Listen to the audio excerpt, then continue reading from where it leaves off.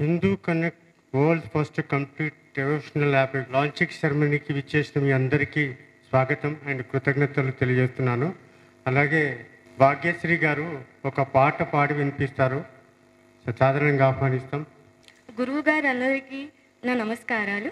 గణనాయకాయ గణదైవతాయ గణాధ్యక్షాయ ధీమహి గుణశరీరాయ గుణమండితాయ గుణేశానాయ ధీమహి గుణాతీతాయ గుణాధీశాయ గుణప్రవిష్టాయ ధీమహి एकदन्ताय वक्रतुण्डाय गौरीतनयाय धीमहि गजेशानाय बालचन्द्राय श्रीगणेशाय धीमहि एकदन्ताय वक्रतुण्डाय गौरीतनयाय धीमहि गजेशानाय बालचन्द्राय श्रीगणेशाय धीमहि गानचतुराय गानप्राणाय गानान्तरात्मने गानोत्सुकाय गानमट्टाय गानोत्सुकमनसे गुरुपूजिताय गुरुदैवताय गुरुकुलस्थायिने गुरुविक्रमाय गुह्यप्रवराय गुरवे गुणगुरवे गुरुदैत्यकलक्षेत्री गुरुधर्मसदाराज्याय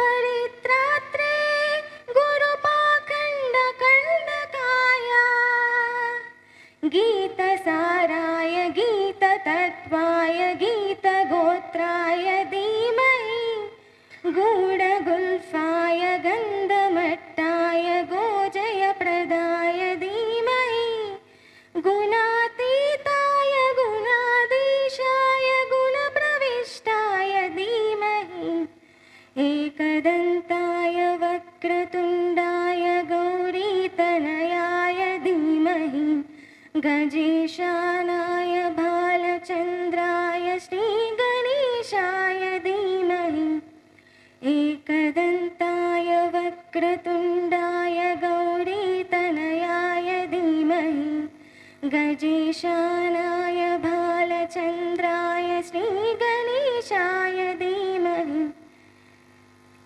ग्रन्थगीताय ग्रन्थगेयाय ग्रन्थान्तरात्मने गीतलीनाय गीताश्रयाय गीतवाच्यपटवे देयचरिताय गायगवराय गन्धर्वप्रियकृपे गायकादीनविग्रहाय गङ्गाचलप्रलयवते गौरीस्तनन्दनाय गौरीहृदयनन्दनाय गौरभानुसुताय गौरीगणेश्वराय गोशहस्राय गोवर्धनाय गोपगोपाय धीमहि गुणातीताय गुणाधीशाय गुणप्रविष्टाय धीमहि एकदन्ताय वक्रतुण्डाय गौरीतनयाय धीमहि गजेशानाय भालचन्द्राय श्रीगणेशाय धीमहि एकदन्ताय वक्रतुण्डाय गौरीतनयाय धीमहि गजेशानाय भालचन्द्राय श्रीगणेशाय धीमहि. Thank you so much. Thank you అమ్మా.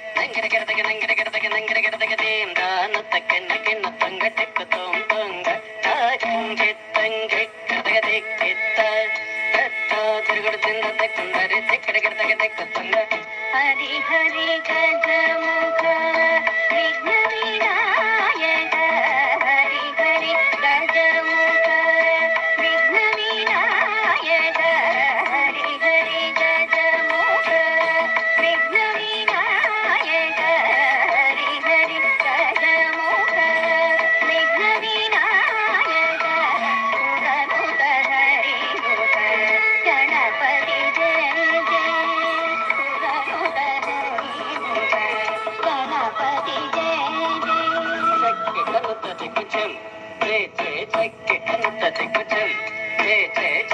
గణపతి జయ దేవర గణపతి దేవర గణపతి చేతుముని సుతి చేతుముని సుతి గణపతి గౌరవం కలుగు శుభాంగం గణపతి గౌరవం కలుగు శుభాంగం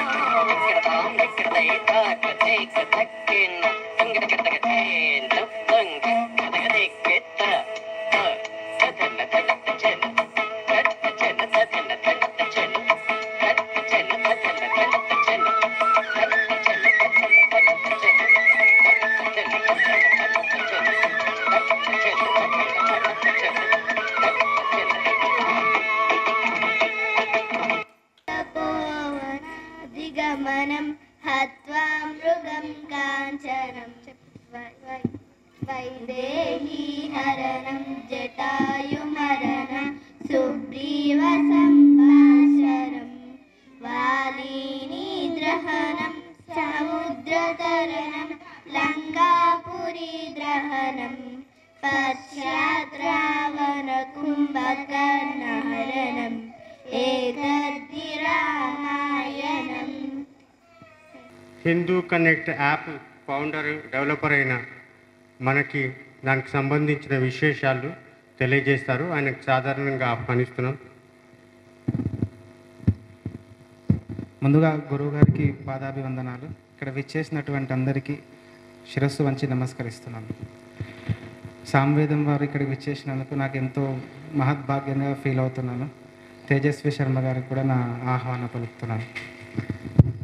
ఈ హిందూ కనెక్ట్ యాప్ అనేది నాకు 11 సంవత్సరాల క్రితం కలిగినటువంటి ఒక స్ఫూరణ అండి. ఆలోచన వస్తే చేస్తే ఎలా ఉంటుందో అని ఆలోచిస్తున్నా. కానీ అంత స్థితిగతులు నాకు లేవు ఆర్థికంగా. అప్పట్లో నాకు టెక్నాలజీ పరంగా నాలెడ్జ్ కూడా లేకుండే. కానీ చెయ్యాలని ఒక సద్భావనతోని సంకల్పం దృఢంగా నిశ్చయించుకొని ఒక్కొక్క మెట్టు నేర్చుకుంటూ, సాఫ్ట్వేర్ నేర్చుకుంటూ, మొబైల్ యాప్ని డెవలపింగ్ నేర్చుకుంటూ, ఈ కొంతమంది నాకు తెలిసినటువంటి పండితులను కలుస్తూ అసలు స్తోత్రాలు అంటే ఏంటివి, వేదాలు అంటే ఏంటివి, పురాణాలు అంటే ఏంటి, అతని ఇతిహాసాలు అంటే ఏంటియో నాకు తెలియదు అప్పట్లో, ఒక 11 సంవత్సరాల క్రితం. అవన్నీ మెల్లిమెల్లిగా తెలుసుకుంటూ ఎంత తెలిసినా నాకు ఒక 10 పైసలు కూడా కాదని నేను భావిస్తున్నాను ఇప్పటివరకు. అంత రాశి ఉంది మన హిందూ ధర్మ శాస్త్రాలు, గ్రంథాలన్నీ కూడా. నా ఆలోచన ప్రకారంగా నాకు తోచినవి నేను పెట్టానని అనుకుంటున్నాను. ఇంకా చాలా దీనికోసం నేను వర్క్ చేయాల్సి ఉంది. తద్వారా ఇంకా చేస్తూనే పోతుంటాం. ఇది నిరంతరమైన ప్రక్రియ. ఒక్కసారి పెట్టేసినమా అయిపోయింది అన్నట్టు కాదు. ఇందులో మానవ తప్పిదం ఏదో అన్న ఉంటే అందరూ దయచేసి నన్ను క్షమించండి. దాన్ని సరిదిద్దుకునే ఏర్పాట్లు నేను తప్పకుండా చేస్తాను. ఇప్పుడు అమ్మవారి దయ వల్ల నాకు ఎంతో కొంత ఆర్థికంగా మెరుగుపడి ఉన్నాను కాబట్టి వేద పండితులన్నా మహానుభావులను ఎవరినన్నా నియమించుకొని ఈ సంస్థ కింద వారి ద్వారా ఈ ఇందులో ఉన్నటువంటి తప్పొప్పులు ఏమన్నా ఉంటే దాన్ని సరిదిద్దుకొని ఈ హిందూ కనెక్ట్ యాప్లో పెట్టిన కంటెంట్ అథెంటికేటెడ్, ఇందులో వారికి సంస్థ వారికి తోచింది పెట్టింది అనే భావన రాకుండా ఈ హిందూ కనెక్ట్లో పెట్టినటువంటి కంటెంట్ ఏదైనా ఎంతైనా కూడా దాన్ని అనుసరించి, ధర్మాన్ని అనుసరించి, శాస్త్రాలను అనుసరించి పెట్టిందే అనేటటువంటి నమ్మకాన్ని కలిగించబోవాలని నా ఆలోచన అండి. ఎందుకనంటే చాలా యాప్స్ ఉన్నాయి మనకి మార్కెట్లో, మనల్ని పోలినటువంటి యాప్స్. వాటితో పోల్చుకుంటే మన యొక్క కంటెంట్, ఇందులో ఉన్న కంటెంట్ వారి కంటే కొన్ని వేల రెట్లు ఎక్కువ. అంత కంటెంట్ని నేను దాన్ని కరెక్ట్ చేయాలనంటే అంత శక్తి నా దగ్గర లేదు. కాబట్టి ముందు తద్వారా తప్పకుండా గురుగారి సమక్షంలో చేయబోతున్నాము. ఏమన్నా తప్పులుంటే క్షమించండి. ముందుగా ఈ యాప్ విశేషానికి వస్తే, ఈ యాప్లో మన యొక్క వేదాలు, చతుర్వేదాలు, పురాణాలు, ఇతిహాసాలు, ప్రబంధాలు, కీర్తనలు, ధర్మశాస్త్రాలు, ఆగమ శాస్త్రాలు, ప్రవచనాలు, కీర్తనలు, సకల దేవతా స్తోత్రాలు ఇవన్నీ కూడా 51 భాషల్లో ఉండబోతున్నాయండి. Not only in Indian languages, national and international లాంగ్వేజెస్లో కూడా అన్నీ కలిపి 51 భాషల్లో ఉచితంగా అందించబోతున్నాము. ఇది ఇప్పుడే కాదు, ఫర్ ఎవర్, ఎప్పటికీ శాశ్వతంగా ఉచితంగానే ఉంటుంది. ధర్మంతో వ్యాపారం చేయాలని నేను అనుకోవట్లేదు, ధర్మంగా వ్యాపారం చేయాలని అనుకుంటున్నాను. కానీ ఇది వ్యాపారంతో కూడినటువంటిది కాదండి. ఇందులో యాడ్స్ కూడా నేను పెట్టబోవట్లేదు.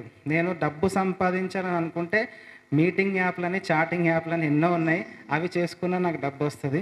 కానీ చాలామంది అడిగారు నన్ను, ఫ్రెండ్స్ అందరూ, ఇంత చేస్తున్నావు నీకేమొస్తుంది, ఇంత చేస్తున్నావు నీకేమొస్తుంది అంటే, ఏమొస్తుంది అనేది పక్కకు పెట్టు. హిందూ ధర్మంలో పుట్టినందుకు అసలు మనమేం చేస్తున్నాం హిందూ ధర్మం కోసం? ముందు అది చేస్తున్నా నేను. అమ్మవారు నాకు ఏది ఇస్తే అది నాకు సద్భాగ్యం.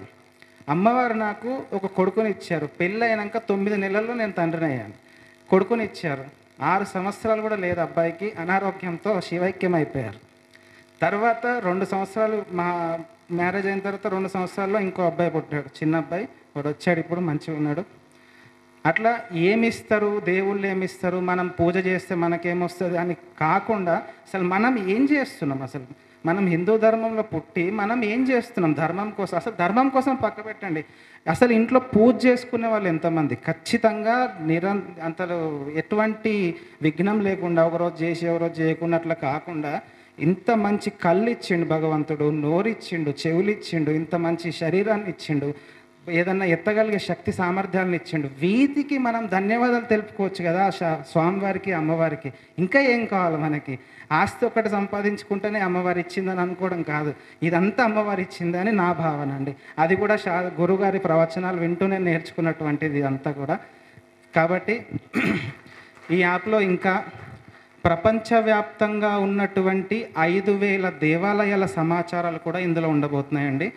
ఇండియాలో ఉన్నవి, రష్యాలో ఉన్నవి, మలేషియాలో ఉన్నవి, యుఎస్లో ఉన్నాయి. అంటే మొత్తం 51 ప్రపంచవ్యాప్తంగా ఉన్నటువంటి అన్ని దేశాల్లో కూడా ఉన్నటువంటి కుగ్రామాలలో ఉన్నటువంటి దేవాలయాల సమాచారాలు కూడా ఉండబోతున్నాయి. అంటే ఓన్లీ పుణ్యక్షేత్రాలు, తీర్థయాత్రలే కాకుండా మన కుగ్రామాలలో ఉండే దేవాలయాల సమాచారాలు కూడా దీంట్లో ఉండబోతున్నాయి. అవిటిని కూడా వేదాలు, పురాణాలలో వాటి గురించి ఏమైనా రిఫరెన్స్ ఉందా ఆ టెంపుల్ గురించి అని ఒక రిఫరెన్సెస్తో సహా, వీటితో పాటుగా ఇప్పటి వరకు మనకు మార్కెట్లో లేనటువంటి ఒక ఫీచర్ దీంట్లో పెట్టాము. అదే మన దేవీ దేవతల, గురువుల చరిత్రలు, వాళ్ళ జీవిత గాథలు, చరిత్రలు. వీటిలో ఏంటనంటే వారి యొక్క జీవిత విశేషాలు, వారు పడ్డ కష్టాలు, హిందూ ధర్మం కోసం వారు చేసినటువంటి పనులు, వారు మనకు అందించినటువంటి యొక్క విజ్ఞానం ఏంటి అనేది క్లుప్తంగా వివరించడం జరిగింది. మనకు ఇంకా క్లియర్గా చెప్పాలంటే, గతించినటువంటి అనకూడదేమో కానీ తప్పు ఉంటే క్షమించండి, ఇప్పుడు మన సమాజంలో ఉన్న వాళ్ళ గురించి అయితే నేను పెట్టలేదండి. ఎందుకనంటే మనం చూస్తూ ఉంటాం, ఈ స్వామి అట్లా చేసిండు, ఈ స్వామి అట్లా చేసిండు అని చెప్పి అందరినీ పెట్టి దీన్ని యొక్క విశ్వాసాన్ని పోగొట్టుకోవడం నాకు ఇష్టం లేదు. అందుకని చెప్పి ఒక 50 సంవత్సరాలు లేదా 20-30 సంవత్సరాల క్రితం వరకు నడిచినటువంటి మహానుభావులు, ఋషులు, రమణ మహర్షి గురించి కానీ, ఆదిత్య శంకరాచార్యుల గారి గురించి కానీ, ఇట్లాంటి మనతో పాటు మెదిలినటువంటి గురువుల చరిత్రలు కూడా దాదాపుగా ఒక 500-600 మంది భారతదేశ వ్యాప్తంగా అందరు గురువుల గురించి ఇందులో పెట్టడం జరిగింది. వీటితో పాటుగా మనకి అసలు ఏదన్నా డౌట్ వస్తే, ఏదన్నా పూజ చేసేటప్పుడు కానీ కొబ్బరికాయ నిలువుగా పలిగిందా, అడ్డంగా పలిగిందా, ఇవన్నీ చాలా అయిపోయినాయి. తమలపాకు తొడమ ఇటుంచాలన్నా పూజ చేసేటప్పుడు ఇవన్నీ చాలా గొడవలు ఉన్నాయి. పూజలు చేసేటప్పుడు మాలాంటి వాళ్ళకి చాలా డౌట్స్ ఉంటాయి. ఇవన్నిటిని ప్రతిదాన్ని యూట్యూబ్లో కొట్టి చూసుకోవడము, యూట్యూబ్లో కూడా తెలిసిన వారు తెలియని వారు, శాస్త్రాలు చదివిన వారు చదవని వారు అందరూ యూట్యూబ్లో వీడియోలు పెట్టేస్తున్నారు. వారికి ఎంతొచ్చు, వాళ్ళకి ఏం తెలుసు, అసలు ఎంత పెట్టాలన్నా వద్దా అని విఘ్నత లేకుండా యూట్యూబ్లో వ్యూస్ వస్తే డబ్బులు వస్తాయి, మనం ఫేమస్ అయిపోతామని చెప్పేసి ఏ తోస్తే అది పెట్టేస్తున్నారు. అది తెలియకుండా చాలామంది ఆచరించేస్తున్నారు. అలా కాకుండా ఈ యాప్ ద్వారా నేనేం చెప్పదలుచుకున్నానంటే, అసలు శాస్త్రంలో ధర్మాల్లో ఏం చెప్పారు, అసలు పూజ ఎలా చేయాలి, షోడశోపచార పూజ ఎట్లా చేయాలి, పంచోపచార పూజ ఎట్లా చేయాలి, పంచాయతనం అంటే ఏంటిది, ఇవన్నీ క్లుప్తంగా శాస్త్రబద్ధంగా వివరించడం జరుగుతుంది. దీని ద్వారా ఇంకొకటి నేను సవినయంగా మనవి చేయాలనుకుంటున్నాను.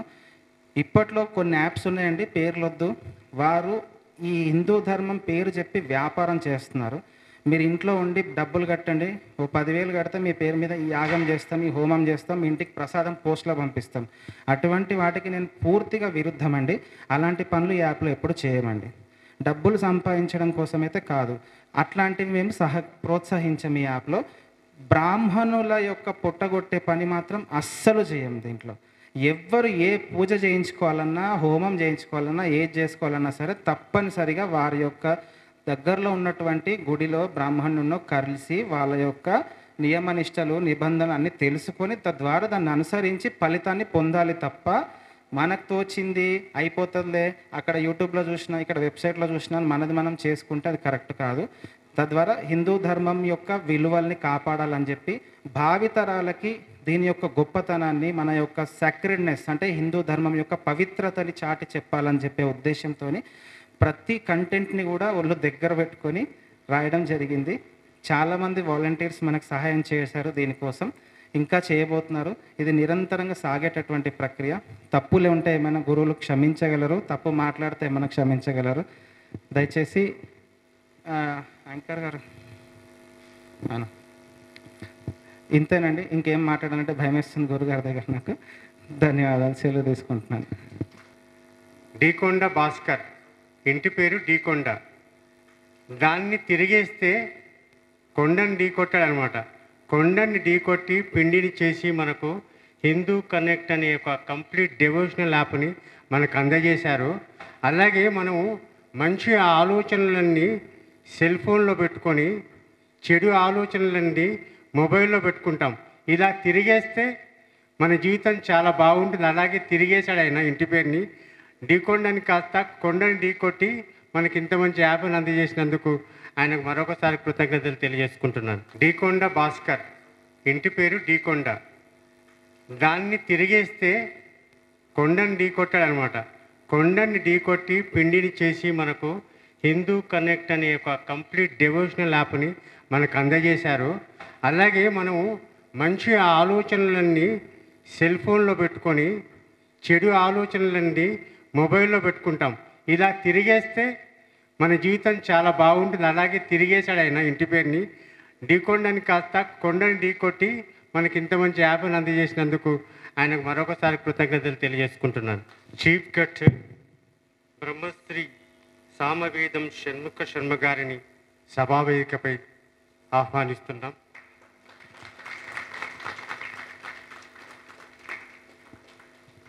అలాగే జ్యోతిష భాస్కర గడ్డమనుగు తేజస్వి శర్మ గారికి స్వాగతం. స్టేజీని అలంకరించవలసిగా కోరుతున్నాం.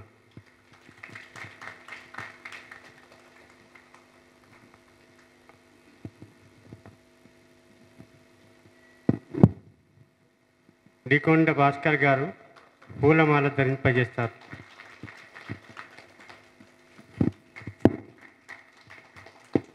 గడ్డమనుగు తేజస్వి శర్మ గారిని 10-15 నిమిషాలు మాట్లాడవలసిందిగా కోరుతున్నాం.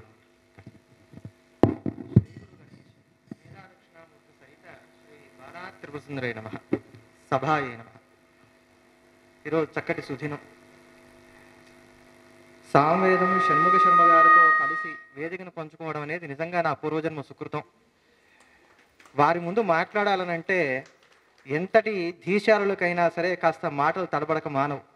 అయితే తప్పదు, మరి మాట్లాడాలి కనుక వారి అనుమతితోటి సాహసించి మాట్లాడేటువంటి ప్రయత్నం చేస్తాను. భాస్కర్ గారు వారు చాలా గొప్పదైనటువంటి కార్యక్రమం చేస్తున్నారు. సుమారు 6 ఏళ్ల వెనక అనుకుంటాను, 9 ఏళ్ల వెనక అనుకుంటాను, వారు ఈ యాప్ని డిజైన్ చేసి దీని ఇనాగ్రేషన్ ఫంక్షన్కి నన్ను పిలిచారు. ఆ రోజు కూడా నేను వెళ్ళాను. అది కొన్ని కారణాంతరాల చేత అది జరగలేదు. జరగకపోయేసరికి మరలా వారు పట్టుబట్టినటువంటి విక్రమార్కుడిలాగా మళ్ళీ దీన్ని ఇంకా ఎక్కువగా దాన్ని చక్కగా ఒక అద్భుతమైనటువంటి స్థితిలోకి తీసుకొని వచ్చారు. ఈరోజు మనం గమనిస్తే ఆ రోజు అది జరగకపోవడమే అది మంచిదేమో అని చెప్పని నాకు అనిపిస్తోంది ఇప్పుడు. ఎందుకంటే అప్పుడు ఉన్నటువంటిది ఆ యాప్లో ఇన్ని అంశాలు లేవు. ఇప్పుడు చూస్తే ఈ యాప్లో 6 లక్షల ఫైల్స్ ఉన్నాయి, 1000 పైచిలకు స్తోత్రాలు ఉన్నాయి, అష్టాదశ పురాణాలు ఉన్నాయి, చతుర్వేదాలు ఉన్నాయి, ఇతిహాసాలు, ప్రబంధాలు, కీర్తనలు, చిన్న చిన్న గ్రామాల దగ్గర మొదలుకొని అష్టాదశ శక్తిపీఠాల దాకా ఉన్నటువంటి రకరకాలైనటువంటి పుణ్యక్షేత్రములకు సంబంధించినటువంటి సమాచారాలు, దేవీ దేవతలకు సంబంధించినటువంటి అంశాలు, మహర్షుల యొక్క జీవిత చరిత్రలు, ఇది ఉంది అది లేదు అనకుండా సమస్తమైనటువంటి వైదిక వాంగ్మయాన్ని కూడా ఒక దగ్గరికి తీసుకురావడానికి గాను ఆయన కలియుగ వ్యాసుడిలాగా మళ్ళా ప్రయత్నం చేశారు. ఆ ప్రయత్నాన్ని మనం ముందు హర్షించాలి. ఇప్పుడు వారు అన్నట్టుగా ఇందాక తొడమి ఇటు పెట్టాలి, అటు పెట్టాలా, ఇటు పెట్టాలా, మాకు తెల్లారు లేస్తే టీవీలో ఇదే తలకాయ నొప్పి. ఎన్నిసార్లు చెప్పినా ఆ దీపం దగ్గర ఇబ్బందే. అది తూర్పుకు ఉండాలా, నా వైపుకు ఉండాలా, 3 ఒత్తులు వేయాలా, 2 ఒత్తులు వేయాలా, నేతితో వెలిగించాలా, నూనెతో వెలిగించాలా, ఇది పెద్ద సమస్యగానే మారుతోంది. ఇది అప్రస్తుత ప్రసంగం అని నేను అనుకోవట్లేదు. ఎందుకంటే ఇలాంటివన్నీ మాకు టీవీలో చెప్పడానికి అవకాశం ఉండదు, ఇలాంటి సభల్లోనే చెప్పడానికి అవకాశం ఉంటుంది కనుక. వారు అన్నట్టుగా అండి, ఈ సందేహాలన్నీ పోవాలంటే మొట్టమొదట మీరు ఈ సోషల్ మీడియాని నమ్ముకోకూడదు. ధర్మ సందేహాల వరకు మాత్రం మీరు నమ్ముకోవాల్సిందే అమ్మని, పెళ్ళయితే అత్తగారిని. మా అత్తగారికి ఏం తెలియదండి, మా అమ్మకే తెలుసు. అది పెద్ద అజ్ఞానంతో కూడిన మాట.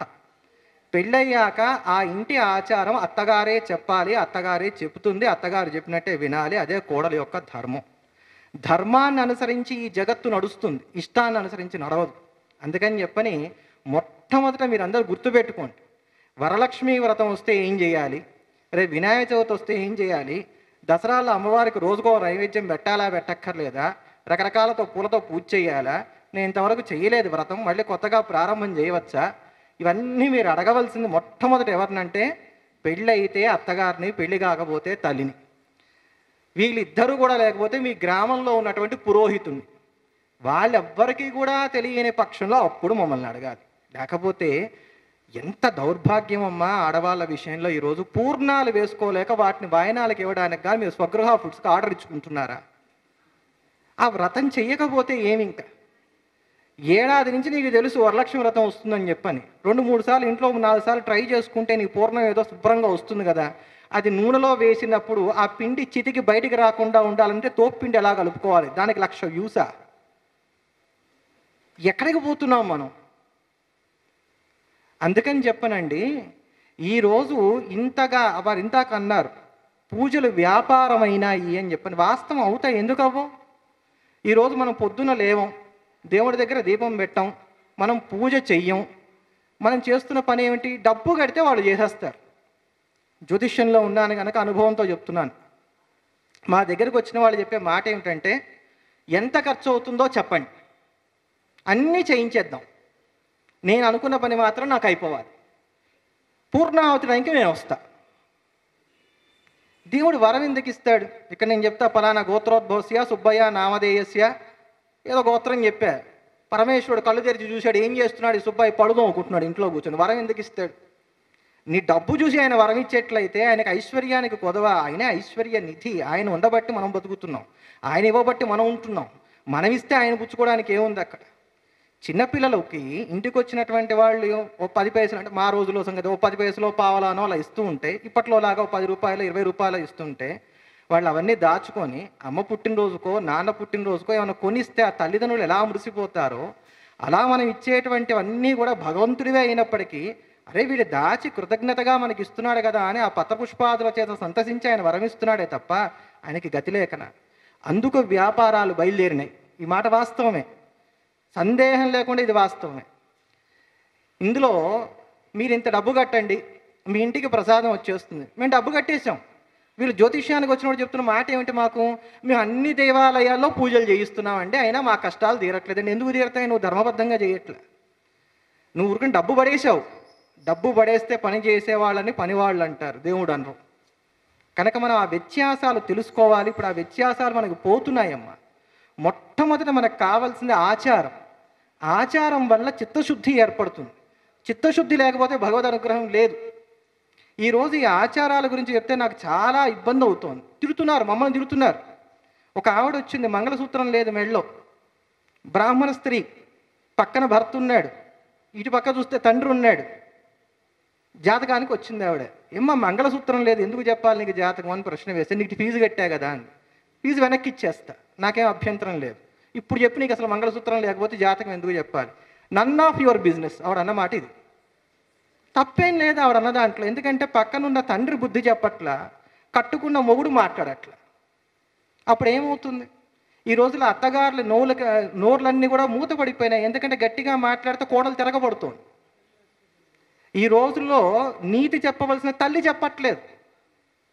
ఇప్పుడు ఫోన్ చేసి పెళ్ళి అవగానే మొట్టమొదటి తల్లిని అడుగుతుంది, అమ్మ ఈ కూర ఎలా చేయాలి అంటే, మీ అత్తగారిని అడగమ్మా, మీ ఆయనకి ఎలా చేస్తే ఇష్టమో నాకు తెలియదు కదా, నీకు తల్లి చెప్పదు.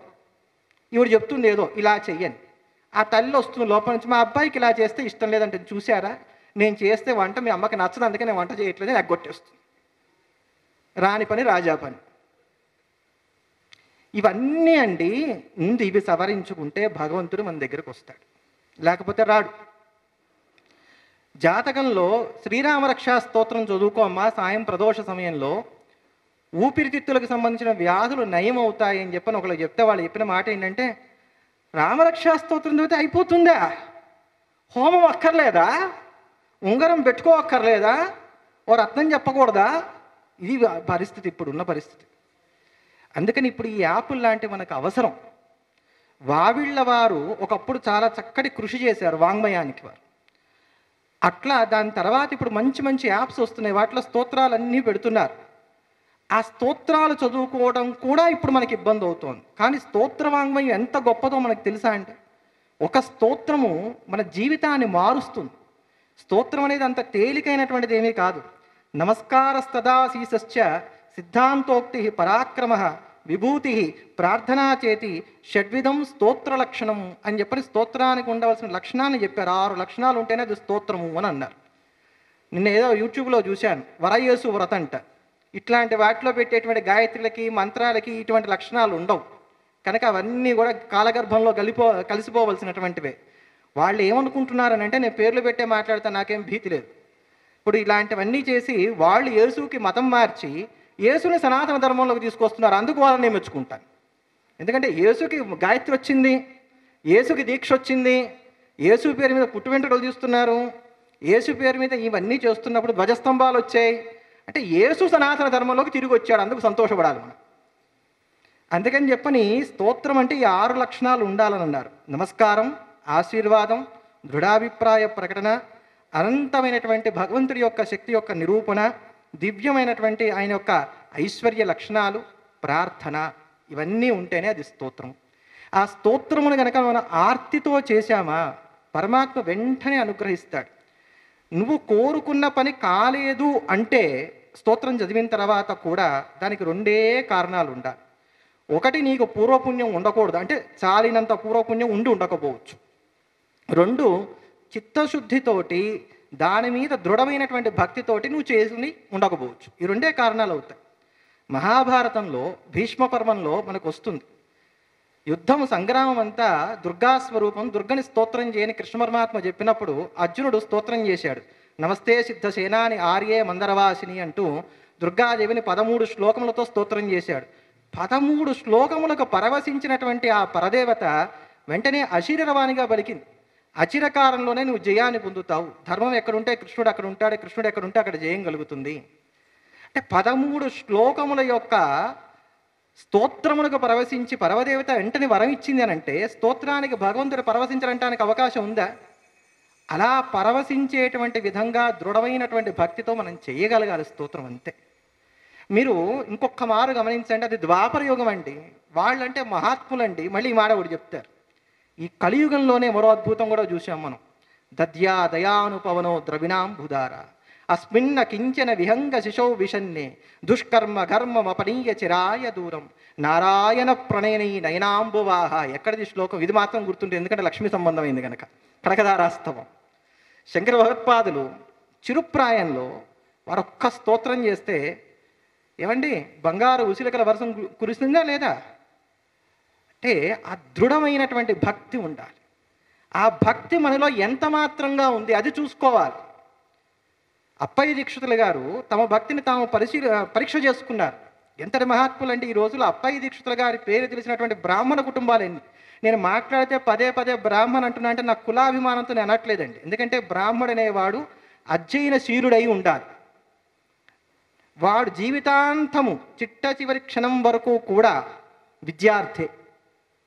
విద్యార్థిగా ఉంటూ తాను సమస్తాన్ని కూడా నేర్చుకున్నటువంటి వాడై దాన్ని 10 మందికి కూడా చెప్పగలిగినటువంటి వాడై ఉండాలి. అతను కూడా ఈ రోజుల్లో విస్మరిస్తున్నాడు ఇవన్నీ కూడా.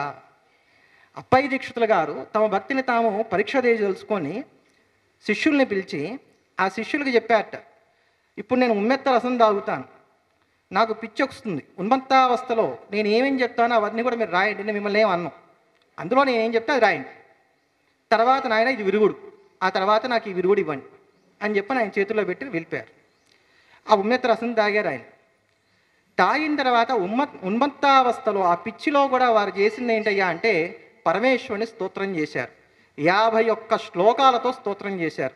దానికే ఉన్మత్త పంచాశిక అని పేరు. తర్వాత వారు విరుగుడిచ్చారు, బయటకు వచ్చారు ఆయన పిచ్చిలో నుంచి. అది చూసుకున్నారు, ఆహా నాకు పిచ్చిలో కూడా భగవంతుడే జ్ఞాపకం ఉన్నాడు, పర్వాలేదు అనుకున్నారు. అది భక్తి. కనుక అటువంటి భక్తితో అటువంటి ఆర్తితో మనం భగవంతుని ఆరాధన చేస్తున్నామా? ముందుగా ఇది మనం ప్రశ్న వేసుకోవాలి. అప్పుడు ఆ మంత్రములో ఆ స్తోత్రములో ఆ పూజో మనకి ఫలితాన్ని ఇస్తున్నాయా లేదా అనేది మనకి తెలుస్తుంది. కనుక అటువంటి ఆ స్తోత్రవాంగ్మయాన్నంతా కూడా ఎందుకు నేను స్తోత్రం దగ్గర చెప్తున్నానంటే వారు నన్ను అడిగింది స్తోత్రవాంగ్మయం మీద కాస్త చెప్పండి అని చెప్పి నన్ను అడిగారు వారు. అందుకే నేను దాని మీదనే ఆధారపడి దాన్ని నేను ప్రవచనం చేసేటువంటి ప్రయత్నం చేస్తున్నాను. అందుకని అటువంటి ఆ స్తోత్రవాంగ్మయం అంతా ఒక దగ్గరికి చేర్చి 1000 పైచిలుకు స్తోత్రాలు అందులో వారు ఉంచారు. ఒక్కొక్క స్తోత్రము ఒక్కొక్క ప్రత్యేకత కలిగినటువంటిది. అనామయ స్తవం అని చెప్పని పరమేశ్వరుడి మీద చెప్పినటువంటి స్తవం ఒకటి ఉంది, చాలా విస్తృతమైన విశేషమైనటువంటి స్తవం. అనామయము అంటే ఏమిటంటే వ్యాధి లేకుండా కాపాడేటువంటిది. నీకు భవము వ్యాధి అనుకుంటే భవవ్యాధిని పోగొడుతుంది, శరీరంలో వ్యాధి ఉంది అనుకుంటే శరీరంలో ఉన్న వ్యాధిని పోగొడుతుంది. ఆ అనామయ స్తవాన్ని చదివితే ఆరోగ్యవంతుడు ఎప్పటికీ ఆరోగ్యంగా ఉంటాడు, అనారోగ్యవంతుడికి ఆరోగ్యం చేకూరడానికి అవకాశం ఏర్పడుతుంది. ఇందా చెప్పుకున్నాం అర్జునకృత దుర్గాస్తవం ఉందని చెప్పని. చాలామంది మంత్రోపదేశము లేకపోతే అది పెద్ద లోటుగా, మంత్రం ఉంటేనే భగవంతుడు అనుగ్రహిస్తాడనుకొని భావిస్తారు. మంత్రం గొప్పది, దాన్ని నేనేం కాదనట్లేదు. కానీ ఈ స్తోత్రం మంత్రతుల్యమైందిగా శాక్త సంప్రదాయంలో చెప్పబడి ఉంది. ఏదన్నా కష్టం వచ్చినప్పుడు కలశస్థాపన చేసి ఆ కలశంలోకి దుర్గా పరమేశ్వరుని ఆవాహన చేసి చక్కగా షోడశోపచారాలతో పూజ చేసి ఈ స్తోత్రమును గనక పారాయణ చేసినట్లయితే మండలంలో ఆ కష్టం తీరుతుంది అని చెప్పని పెద్దల వాక్కు. సమ్మెట రంగయ్య గారు వంటి రాసినటువంటి ప్రాచీనమైనటువంటి గ్రంథాల్లో దీనికి సంబంధించినటువంటి ప్రమాణాలు కూడా మనకి చాలా స్పష్టంగా కనబడుతున్నాయి. అలా ఒక్కొక్క స్తోత్రానికి ఒక్కొక్క వైశిష్ట్యం ఉంది. ఇందా చెప్పుకున్నట్టుగా శ్రీరామరక్షా స్తవాన్ని గనక సాయం ప్రదోష సమయంలో గనక పారాయణ చేస్తూ వచ్చినట్లయితే ఊపిరికి సంబంధించిన వ్యాధులు నయమవుతాయి. అలానే పెద్దలు చాలాసార్లు చెప్తూ ఉంటారు, సదంచిత ముదంచిత నికుంచిత జలంచిత జలంజలరవం. ఇది పతంజలికృతమైనటువంటి నటరాజస్తవం. దీన్నే చరణశృంగ రహిత నటరాజస్తవం అని కూడా అంటారు. దీన్ని నిత్యం గనక చక్కగా అలానే లయబద్ధంగా గనక పారాయణ చేసినట్లయితే శ్వాస చక్కగా నియంత్రింపబడడంతో పాటుగా ఫేర్ అండ్ లవ్లీ రాసుకోవాల్సినటువంటి కర్మ పట్టదు, ముఖం చక్కగా వర్చస్సుతో ప్రకాశిస్తుంది. అట్లా ఒక్కొక్క స్తోత్రానికి ఒక్కొక్క విశేషం ఉంది. ఈ రోజుకి కూడా చాలామందికి అనుభవంలో ఉన్నటువంటిది ఏమిటయ్యా అంటే హే స్వామినాథ కరుణాకర దీనబంధో శ్రీపార్వతీశ ముఖపంకజ పద్మబంధో అంటూ సుబ్రహ్మణ్యాష్టకాన్ని కనుక నిత్యం 8 సార్లు పారాయణ చేస్తే పిల్లలకి బాలగ్రహ దోషాలు అంటట్ల. అట్లానే బాలగ్రహ దోషాల నుంచి రక్షించుకోవడానికి మనకి షష్ఠీదేవి స్తవం ఉంది. ఎన్ని స్తోత్రాలండి మీరు వెతుక్కోవాలే కానీ ఒక్కొక్క కష్టానికి దరిదాపున 10-11 స్తోత్రాలు కనబడతాయి. చక్కగా పారాయణం చేసుకోవచ్చు, శ్రద్ధ కలగాలంతే. ఇప్పుడు మా పరిస్థితి ఏమిటంటే అమ్మా ఈ స్తోత్రం చదువుకో అని చెప్తే ఏమంటే వింటూ వంట చేసుకుంటూ ఉండొచ్చా? లేదా పిల్లలు వినరండి. పిల్లలంటే వయసు ఎంత అనుకుంటున్నారు? 12, 13 ఏళ్ళు అనుకునేరు కాదు, 35, 40 ఏళ్ళు. పిల్లలు వినరండి. కనుక నేనేదో అలా ప్లే చేస్తాను, సౌండ్ వస్తూ ఉంటుంది, వాళ్ళ పనులు వాళ్ళు చేసుకుంటూ ఉంటే చెవుల్లోకి పోతూ ఉంటుంది కదా, కొంత మేలే కదండి. ఇది పరిస్థితి. అప్పుడు పరమాత్మ ఎలా అనుగ్రహిస్తాడు? ఇప్పుడు అమ్మ ఉంది, అమ్మ పిల్లవాడికి కమ్మగా వండి పెడదాం అనుకుంది, చక్కగా వంట చేసింది. వీడు తినద్దు, వీడు తినకుండా బెబ్బే అమ్మ నువ్వు చేసిన వంట నాకు నచ్చలేదమ్మా, నాకు పిజ్జా ఆర్డర్ పెట్టుకుంటానమ్మా అన్నాడు అనుకోండి, అమ్మ ఏం చేస్తుంది? అట్లా అపారమైనటువంటి వాంగ్మయాన్ని ఋషులు కారుణ్యంతో భగవద్ అనుగ్రహాన్ని పొందడం కోసం అని చెప్పని మనకి చేతిలో చక్కగా ఉసిరిగా పెట్టినట్టుగా పెడితే మన పని ఏమీ లేదు, దాన్ని చక్కగా నోట్లో వేసుకొని ఆ ఔషధంలాగా దాన్ని స్వీకరించడమే. అది కూడా చేయడానికి ఏదో పరోపకారం చేశామన్నట్టుగా మనం భావన చేస్తున్నామే. కనుక ఈ రోజుల్లో బోధ చేయవలసి వస్తే నన్ను అడిగితే కనుక శృతిమెత్తగా చెప్పకూడదు, గట్టిగానే చెప్పాలి. లేకపోతే వినే స్థితి పోతోంది రాను రాను. రాబోయేటువంటి తరాలకి ఇంకొక తరం గడిస్తే నాకు తెలిసి స్తోత్రాలలో ఎక్కువ మిగులుతాయని నేను అనుకోను. ఇందాక నేను చెప్పినటువంటి అనామయ స్తవం, బిలహన కృతం, లేకపోతే మలహన కృతం, ఇటువంటి స్తవాలు, మనకు ఉన్నటువంటి దేవి పంచస్తవి కానీ ఇటువంటివన్నీ కూడా వాళ్ళకి పేర్లన్నా గుర్తుంటాయా అనేటువంటి బాధ కలుగుతోంది. అప్పటికి ఏం చేస్తున్నారంటే ఈ యాప్స్ వాళ్ళు వీళ్ళందరూ కూడా మాతృభాష మనం మర్చిపోయాం కనుక వాటిని ఆంగ్లంలోకి అనువాదం చేసి అట్లా కూడా పెడుతున్నారు. అక్కడ దీర్ఘాలు అవన్నీ రావడం కోసం వాటిపైన ఏదో గీతలు అవన్నీ పెట్టి దానికి తగినటువంటి ఏర్పాట్లు కూడా చేశారు. అప్పుడు కూడా ఏమంటున్నారు, చాలా ఆశ్చర్యకరమైన విషయం ఏంటంటే పెద్దవాళ్ళు కూడా అనేటువంటి మాట, తప్పులు పోతాయేమోనండి మేము చదివితే, అందుకని మాకు ఇది వద్దు. నేర్చుకోవడం మొదలు పెడితే కదా తప్పో ఒప్పో తర్వాత ఏదో ఒకటి ముందు వచ్చేది. నువ్వు ముందు తొలి అడుగు వేస్తే మళ్ళీ అడుగు భగవంతుడు వేయిస్తాడు. కానీ నువ్వు అడుగే వేయకుండా దీంట్లో నాకేమన్నా తప్పు వస్తుందేమో, తోట్రుపాటు వస్తుందేమో, అందుకని నేను చదవను అని అంటే, అట్లానే మన సంస్కృతి, వారు పెద్దవారు ఒక మాట చెప్తారు, వారి ఉపన్యాసంలో ప్రవచనంలో ఎప్పుడు చెప్తూ ఉంటారు, అమ్మా మీరు నమస్కారం పెట్టేటప్పుడు దయచేసి మాకు జడలు వేసుకొని నమస్కారం పెట్టండి, లేకపోతే మీ జుట్టంతా మా కాళ్ళ మీద పడుతుంది. ఇప్పుడు ఈ ఆచార వ్యవహారాలు చెప్తుంటేనేమో ఛాందసులం అయిపోతున్నాం, ఈ వచ్చేవాళ్ళు కూడా రావట్ల. చెప్పకపోతేనేమో ఇవి మిగలవు. ఆచారం లేదేమో చిత్తశుద్ధి రాదు, చిత్తశుద్ధి రాందేమో భగవద్ అనుగ్రహం కలగదు. ఉట్టికెక్కలేనేమో ఇప్పుడు స్వర్గానికి ఎగరాలి. ఎట్లా పరిస్థితి? ఇది వస్తున్నటువంటి సమస్య. అందుకనే అప్పటికి అయినంత వరకు వారి ప్రవచనాల్లో ఈ మధ్య మీరు గమనిస్తే అనేకమైనటువంటి సామాజిక అంశాలను చాలా శృతిమెత్తగా ఎదుటివారికి అర్థమయ్యేటట్టుగా చెప్తున్నారు. ఆ చెప్పేది కూడా వారు ఏం చేస్తున్నారంటే వారు ఋషిపీఠం అనేటువంటి దాని ద్వారా, అది మనకి యూట్యూబ్లోనూ మనకి అవైలబుల్గా ఉంది, పుస్తకాలు మనకి చక్కగా లభిస్తున్నాయి, వాటినింట్లో కూడా వారు చెప్పేటువంటి ప్రయత్నాలు చేస్తున్నారు.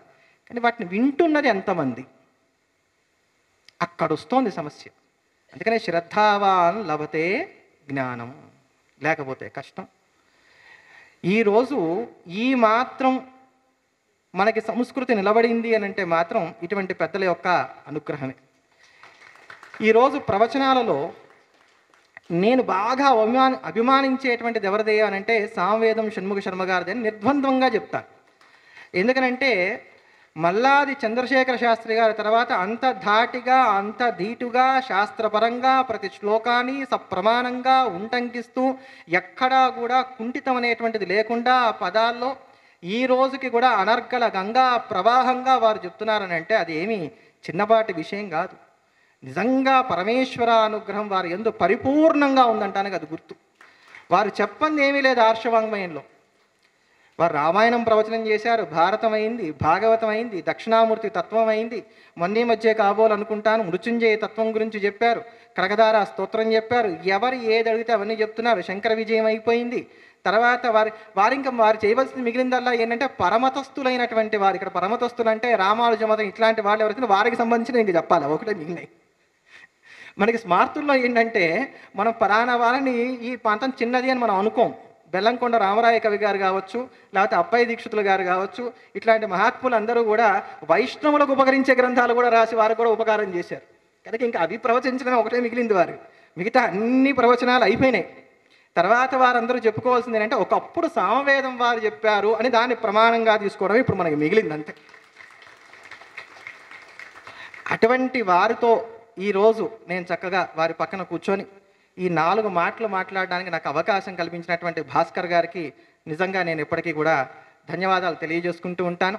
వారు నాకన్నా చిన్నవారు కనుక వారికి ఆశీర్వచనాలు పలుకుతూ, వారు క్రియేట్ చేసినటువంటి యాప్ ఏదైతే ఉందో హిందూ కనెక్ట్ అనేటువంటి యాప్, అది 51 భాషల్లో ఉంది కనుక నాకు ఈ స్తోత్రం తెలియదు అంటానికి ఇంకెవరికి వంకలేదు. ఎవరికి ఏ భాషలో కావాలంటే ఆ భాషలో ఉంది. ఇంకా మెల్లగా ఇంకొక చిన్న సవరణ ఆ యాప్లోనే వారు చేయగలిగితే భవిష్యత్తులో నిదానంగా, ఎందుకంటే ఏదైనా కొంత ఖర్చుతో కూడుకున్నటువంటి వ్యవహారాలు కనుక ప్రతి స్తోత్రాన్ని కూడా ఎవరితో అన్నా పాడించి అందులో పెడితే ఇటువంటి కుంటి చాకులు చెప్పేటువంటి వారికి కూడా మనం చెక్ పెట్టినట్టు అవుతుందని చెప్పని నా మనవి. అయినంత వరకు అవకాశం ఉన్నంత వరకు అది చేస్తారని చెప్పని భావిస్తూ, నాకు ఇచ్చినటువంటి సమయం 10 నిమిషాలు పావు గంట అది పూర్తయింది అనుకుంటున్నాను. ఇంకా మాట్లాడవలసిన వారు పెద్దలు చాలామంది ఉన్నారు.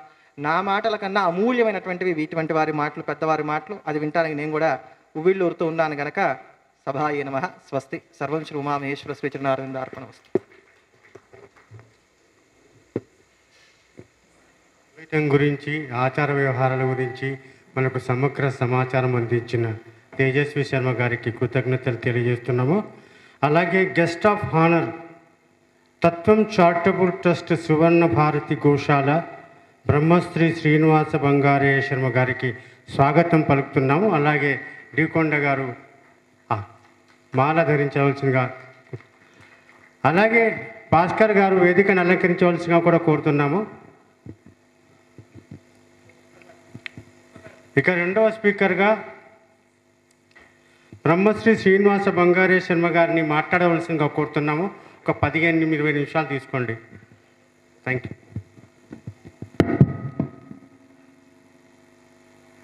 బంగారయ్య శర్మ గారు మాకు బాగా ఆప్తులు, అందుకని వారిని నేను ఎప్పుడు పెద్దవారు అనుకోను. నేను, బంగారయ్య శర్మ గారు, బాచంపల్లి సంతోషకుమార శాస్త్రి గారు, మేము ముగ్గురం కూడా మంచి స్నేహితులం. అందులో వారు సనాతన ధర్మానికి చేస్తున్నటువంటి సేవ అంతా ఇంతా కాదు.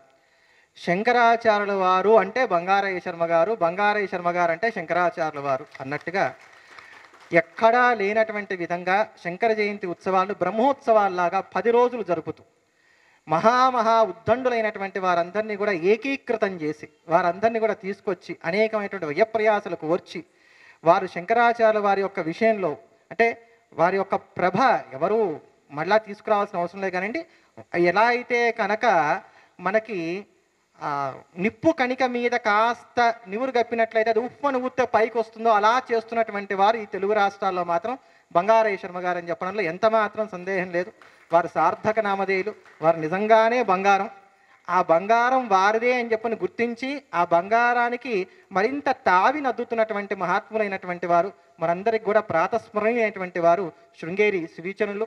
వారి యొక్క కృపను పరిపూర్ణంగా పొందినటువంటి మహాత్ములు వారు. అనారోగ్య కారణాల చేత వారు చాలాసార్లు నన్ను పిలిచినా కానీ అక్కడ దాకా నేను వెళ్ళలేకపోతున్నాను. ఇలా ఈరోజు వారిని కలవడం అనేది నిజంగా నాకు అదృష్టంగా భావిస్తున్నాను.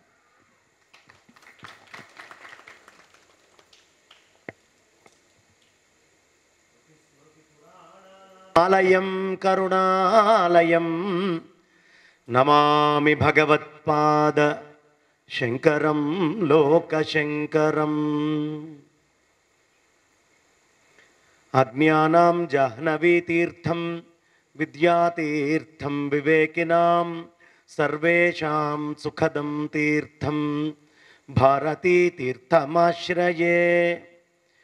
విద్యా వినయ సంపన్నం వీతరాగం వివేకినం వందే వేదాంత తత్వజ్ఞం విధుశేఖర భారతీం.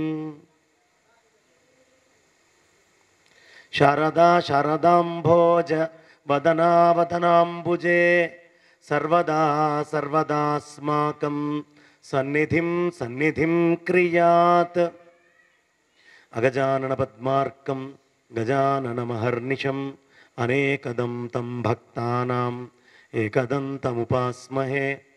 అనితర సాధ్యమైన లవణాంబుధి దాటియు లంకజొచ్చి సీతనుగని దైత్యులందునిమి తద్దశకందరు మందలించి లంకమసిజేసి వచ్చె మొనకాడని రామునిచే కౌగిటంజొనుపబడిన మాయనిల సూతుకి జ్యోతలు నర్చెదన్మదిన్.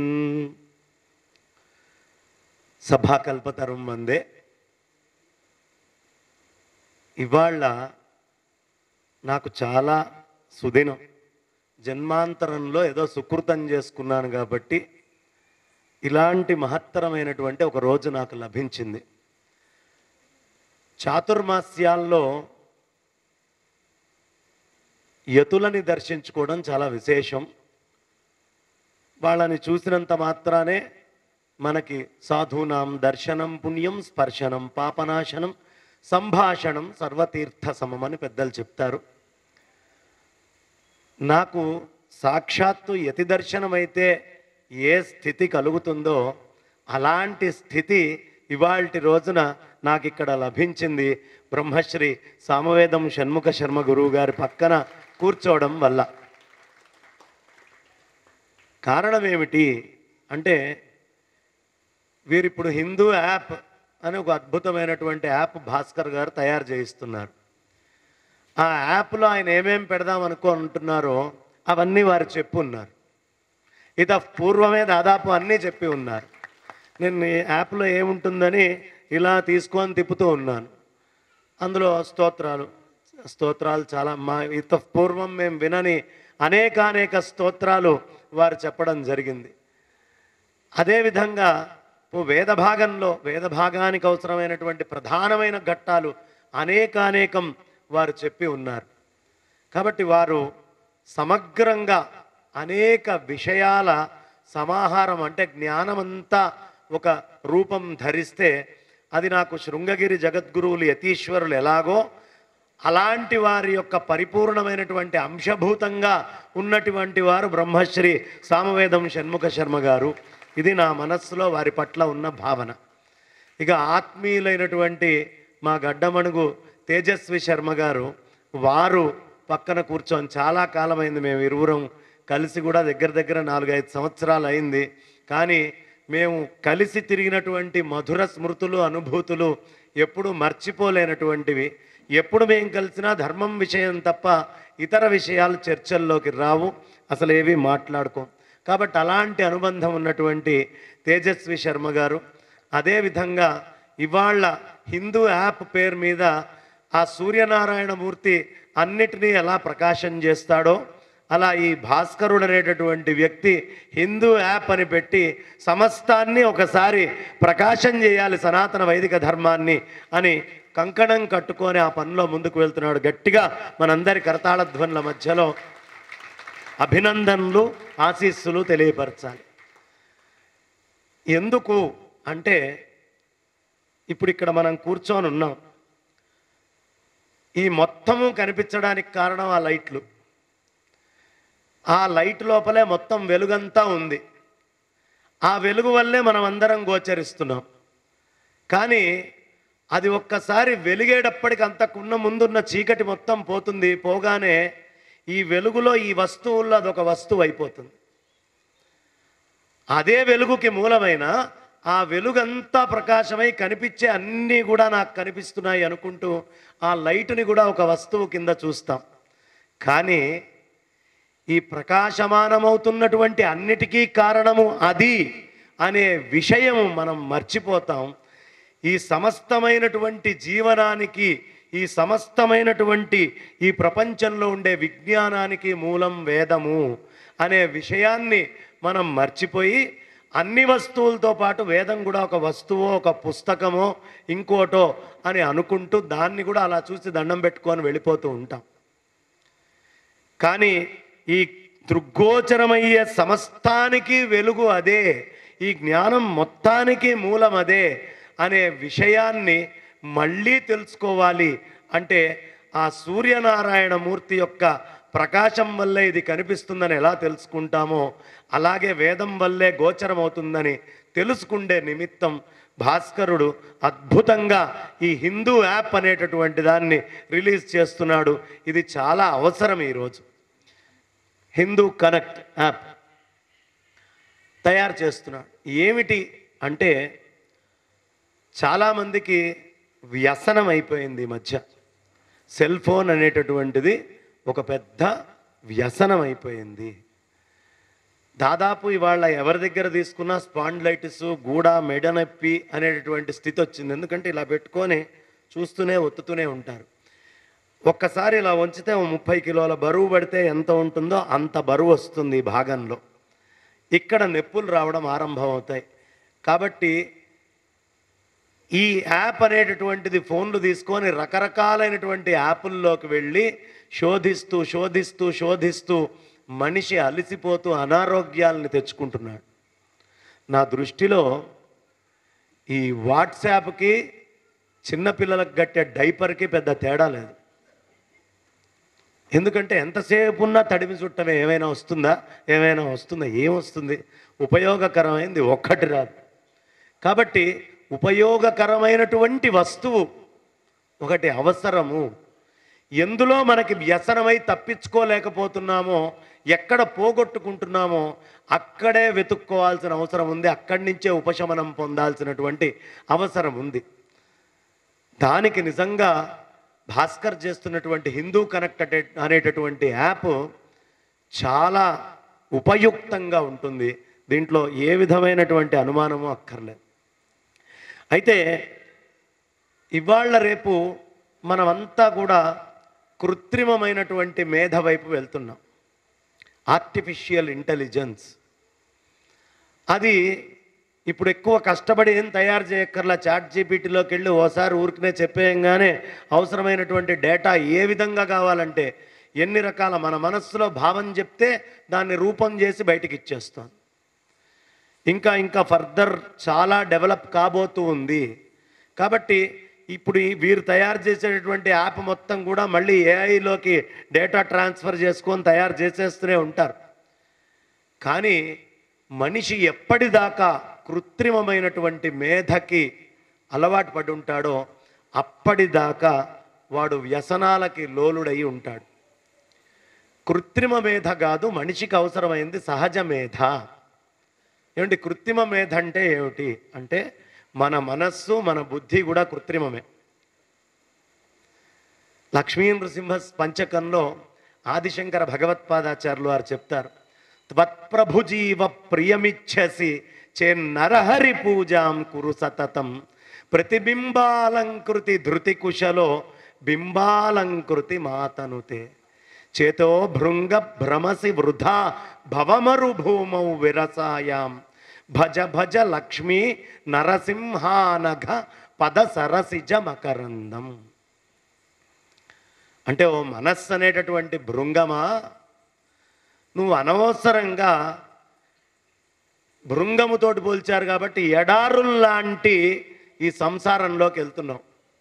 ఎడారిలో ఎక్కడైనా మకరందం దొరుకుతుందా అండి? భ్రమరానికి పూల చెట్లు అన్నీ వస్తాయా? లేదు. అలాగే ఈ సంసారంలో కూడా నీకు ఎక్కడా మకరందం లేదయ్యా. బ్రహ్మానందం అనే సరస్సు ఒకటి ఉంది, అది లక్ష్మీ నరసింహస్వామి వారి యొక్క పద పద్మాల చెంతన ఉంది. అంటే ఆ లక్ష్మీ నృసింహుడు సర్వవ్యాపకమైనటువంటి దానికి మార్గం. ఒకసారి నేను 2007 ఆ ప్రాంతంలో అనుకుంటా పెద్దలు బ్రహ్మశ్రీ సాంవేదం షణ్ముఖ శర్మ గారు మన అష్టలక్ష్మి గుడి ఎదురుగుండా విష్ణు సహస్రనామం చెప్తూ ఉన్నారు. ఆ చెప్పేటటువంటి సమయంలో వారు చెప్పినటువంటి మాట నాకు ఎంత బాగా గుర్తుంటుందంటే, విష్ణు సహస్రనామాల్లో మొట్టమొదటి సారూప్యమైనటువంటి నామము నారసింహ నామం అండి. విశ్వం విష్ణుర్వషట్కారో భూత భవ్య భవత్ప్రభు భూత కృద్భూత వృద్భావో భూతాత్మా భూతభావన భూతాత్మ పరమాత్మా చ ముక్తానాం పరమాగతి అవ్యయ పురుషత్సాక్షి క్షేత్రజ్ఞో అక్షరేవచ. ఎక్కడా ఇక్కడ సారూప్యాన్ని చెప్పుకునేటటువంటిది లేదు. అన్నీ ఆ పరబ్రహ్మానికి సంబంధించిందే. ఒక రూపంగా అవతారంగా చెప్పాలి అంటే నారసింహ వపు శ్రీమాన్ అక్కడ ఆరంభమవుతుంది అని వారు చెప్పారు. అంటే ఒక నిర్గుణ నిరాకారానికి ఒక సగుణ సాకారానికి రెండిటికి మధ్యలో అగ్నిహోత్రుడు ఎలా వారధి అయి ఉన్నాడో, పైన ఉండేటటువంటి వాయుభూతానికి ఆకాశభూతానికి, కింద ఉండేటటువంటి జలము పృథివీ అనేటటువంటి సాకార భూతాలకి సాకార నిరాకారమైనటువంటి అగ్నిహోత్రుడు ఎలా మధ్యలో ఉన్నాడో అలా నారసింహస్వామి వారి పద పద్మాల దగ్గరికి చేరవయ్యా, బ్రహ్మానందం అనేటటువంటి ఆ సరస్సు నీకు లభిస్తుంది అని దీన్ని తీసుకొని వెళ్ళి అక్కడికి సమన్వయం చేసుకోవాలి.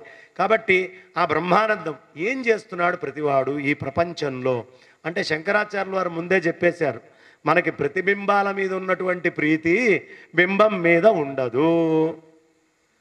అంతే కదా, ఈ మొబైల్ మీద ఉన్న ప్రీతి పక్కన మనిషిగా నిల్చున్న వాడి మీద లేదు. ఆ మిర్రర్ ఇమేజెస్ మీద ఉన్న ఇంట్రెస్ట్ ప్రత్యక్షంగా ఉన్నటువంటి వాటి మీద ఉండదు. అందుకనే ఎప్పుడు చూసినా మనం ఈ ప్రతిబింబాన్ని అలంకరించాలని చూస్తాం. అప్పుడు చెప్పారు శంకర్లు, ఓ మనస్సా, నీ ప్రభువైనటువంటి జీవుణ్ణి నువ్వు గనక ఉద్ధరించాలి అనే కోరిక నీకు ఉంటే నువ్వేం చేస్తావు? ప్రతిబింబమైనటువంటి జీవుడి దగ్గరికి వెళ్ళకు, బింబస్వరూపమైనటువంటి పరమాత్మని నువ్వు అలంకరించు అని చెప్తారు. అంతే కదండి. అద్దం ముందు నిల్చొని అద్దంలో ఉండేటటువంటి ప్రతిబింబానికి మనం అలంకారాలు చేసుకుంటూ పోతే మనం జరగంగానే ఏమైందండి, అలంకారం అంతా వృధా అయిపోలేదు. అలాగే ఈ ప్రతిబింబమైనటువంటి జీవుడి కోరికల్ని తీరుస్తూ దాని వెనకాలబడి తాపత్రయపడుతూ వెంపర్లాడుతూ తిరుగుతున్నావురా, అది కాదు. ఈ ప్రతిబింబానికి మూలమైనటువంటి పరమాత్మ అనేటటువంటి బింబాన్ని నువ్వు దర్శించు, ఆ బింబాన్ని నువ్వు అలంకరించు. దీనికి పరమాచార్యుల వారు ఉదాహరణ చెప్తారండి. కంచి పరమాచార్యుల వారు ఒక అద్దాల మంటపం ఉందట, అద్భుతమైంది. ఆ మధ్యలో ఒక లక్ష్మీ నరసింహస్వామి వారి యొక్క విగ్రహాన్ని పెట్టారు. ఓ తల్లి లోపలికి వచ్చింది. అద్దాల మంటపంలో ఎన్ని కనిపిస్తాయండి? ఇన్ఫినిట్, అంతము లేదు, అనంతమైనటువంటివి కనిపిస్తాయి. ఆ తల్లికి విపరీతమైన ప్రేమ వచ్చి ఆ అద్దంలో ఉన్న ప్రతి లక్ష్మీ నరసింహస్వామి వారికి బొట్టు పెట్టడం మొదలుపెట్టింది, గంధం పెట్టడం మొదలుపెట్టింది. ఎప్పటికి గాను ఎంత పెట్టినా ఇంకొకటి మిగిలిపోయే ఉంటుంది, ఎంత అలంకరించినా ఇంకా అలంకారం మిగిలిపోయే ఉంటుంది. కాబట్టి ఎక్కడ పెట్టాలి? ఈ ఉయ్యాలలో ఉన్నటువంటి లక్ష్మీ నరసింహస్వామి వారికి ఒక్కడికంత కుంకుమ పెట్టి అంత గంధం పెట్టి మాల వేస్తే అనంతమైనటువంటి అన్నిటిలో అది ఎలా వస్తుందో, నీలో ఉండేటటువంటి బ్రహ్మ పదార్థాన్ని నువ్వు ఎప్పుడు ఎరుగుతావో విశ్వంలో అంతా అదే నీకు గోచరమవుతుందయ్యా. కాబట్టి ప్రతిబింబాలంకృతి ధృతి కుశలో బింబాలంకృతి మాతనుతే, ఆ బింబాన్ని అలంకరించవయ్యా, అది నువ్వు చేయాల్సినటువంటి పని అని చెప్తున్నారు. కాబట్టి ఈ ప్రతిబింబాన్ని చూసుకొని మురిసిపోయేటటువంటి వాడికి, వ్యసనాల్లోకి వెళ్ళేటటువంటి వాడికి ఆ ప్రతిబింబములో ఉండేటటువంటి బింబమైనటువంటి ఈ అనంతమైన వేద రాశిని, ఈ అద్భుతమైనటువంటి పురాణాదుల్ని, స్తోత్రాల్ని, ఈ అనేక అంశాలని గనక తీసుకొని వెళ్తే ఈ ప్రతిబింబంలో ఇంచేవాడిని బింబాన్ని దిద్దుకుండే పరిస్థితికి వెళ్తాడు. మరి నేను ఇందాక చెప్తూ ఈ మనస్సు, ఈ బుద్ధి చాలా కృత్రిమమైనవి అని చెప్పాను. ఎందుకు కృత్రిమమైనవి అంటే, మనందరికీ ఆకలేస్తుంది, మనం అందరం అన్నం తింటున్నాం. ఈ అన్నం దేనివల్ల అరుగుతోంది? మన మనస్సు వల్ల అరుగుతోందా, మన బుద్ధి వల్ల అరుగుతోందా అనే ప్రశ్న వేస్తే కొంతమంది మనస్సు అంటారు, కొంతమంది బుద్ధి అంటారు, కొంతమంది ఇంకేదో అంటారు. కానీ మన మనస్సుకి, మన బుద్ధికి, మనం తినేటటువంటి తిండికి, అరగడానికి సంబంధం లేదు. మనస్సు రావడానికి అన్నం కారణం, కానీ అన్నం అరగడానికి మనస్సు కాదు. ఎలా అంటే, ఎవడో అన్కాన్షియస్ అయి అపస్మార స్థితిలో పడున్నాడు, వాడిని తీసుకెళ్ళి ఆసుపత్రిలో చేరుస్తాం. వాడికి మనస్సు లేదు, బుద్ధి లేదు. వాడికి డాక్టర్ సిలేన్ ఎక్కిస్తున్నాడు, బి కాంప్లెక్సో ఇంకో మందో ఇస్తున్నాడు. ఆ మందు శరీరంలోకి వెళ్తోందే, పచ్చియం అవుతోందే, లోపలకు దూరుతూ ఉందే అంటే మన మనస్సు, మన బుద్ధి కంటే ఒక మహత్తరమైనటువంటి మేధ ఈ శరీరంలో పనిచేస్తూ ఉంది. మహత్తరమైనటువంటి మేధ పనిచేస్తూ ఉంది. కాబట్టి ఆ మేధ ఎంత గొప్పదయ్యా అంటే నీకు కూడా సంబంధం లేదయ్యా.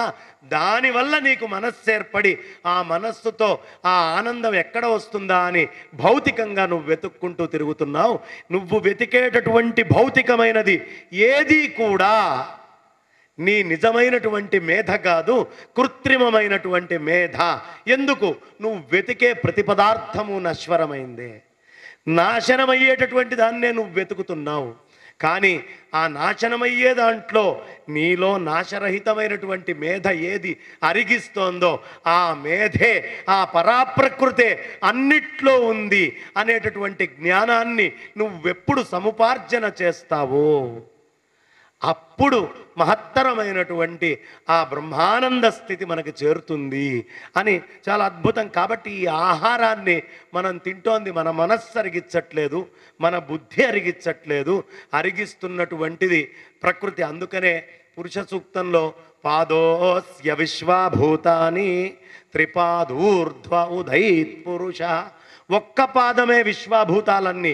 నువ్వు వెతుక్కుంటూ తిరిగేదంతా ఒక పాదమే. నీ వెతకనటువంటివి 3 పాదాలున్నాయి. అది నువ్వు అగ్నిహోత్రుణ్ణి ఆధారం చేసుకొని ఊర్ధ్వగమనం చేస్తే నీకు కనిపించనటువంటివి 3 ఉన్నాయి. అంటే ఆకలేస్తుంది, తల్లి దగ్గరకో భార్య దగ్గరకో వెళ్ళి ఆకలేస్తోంది అని చెప్తాడు. వాడి నోట్లో నుంచి వచ్చేటటువంటి శబ్దం వల్ల వాడికి ఆకలేస్తుంది అనేటటువంటి విషయం అవతల తెలుస్తుంది. కానీ వాడి ఆకలి వాడి మాట చెప్పినప్పుడే కాలేదు, మాట కంటే ముందు మనస్సులో వాడి ఆకలి వాడికి తెలిసింది. కాబట్టి ఈ కనిపించనటువంటిది ఒకటి. మరి మనస్సుకి ఆకలేస్తోందని ఎక్కడి నుంచి తెలిసిందండి అంటే మన శరీరంలో trillions and trillions of cells, కొన్ని కోట్ల కోట్ల కోట్ల కణాలు లోపల ఉన్నాయి. ఈ కణాలన్నిటికీ తెలివి ఉంది. అదే మనకి సిసిఎంబి లాంటి ల్యాబుల్లోకి వెళ్ళినప్పుడు దాన్ని తీసుకొని వెళ్ళి ఆ లివింగ్ సెల్ని పెట్టి దానికి ఆహారం పెడుతూ రీసెర్చ్ చేస్తారు.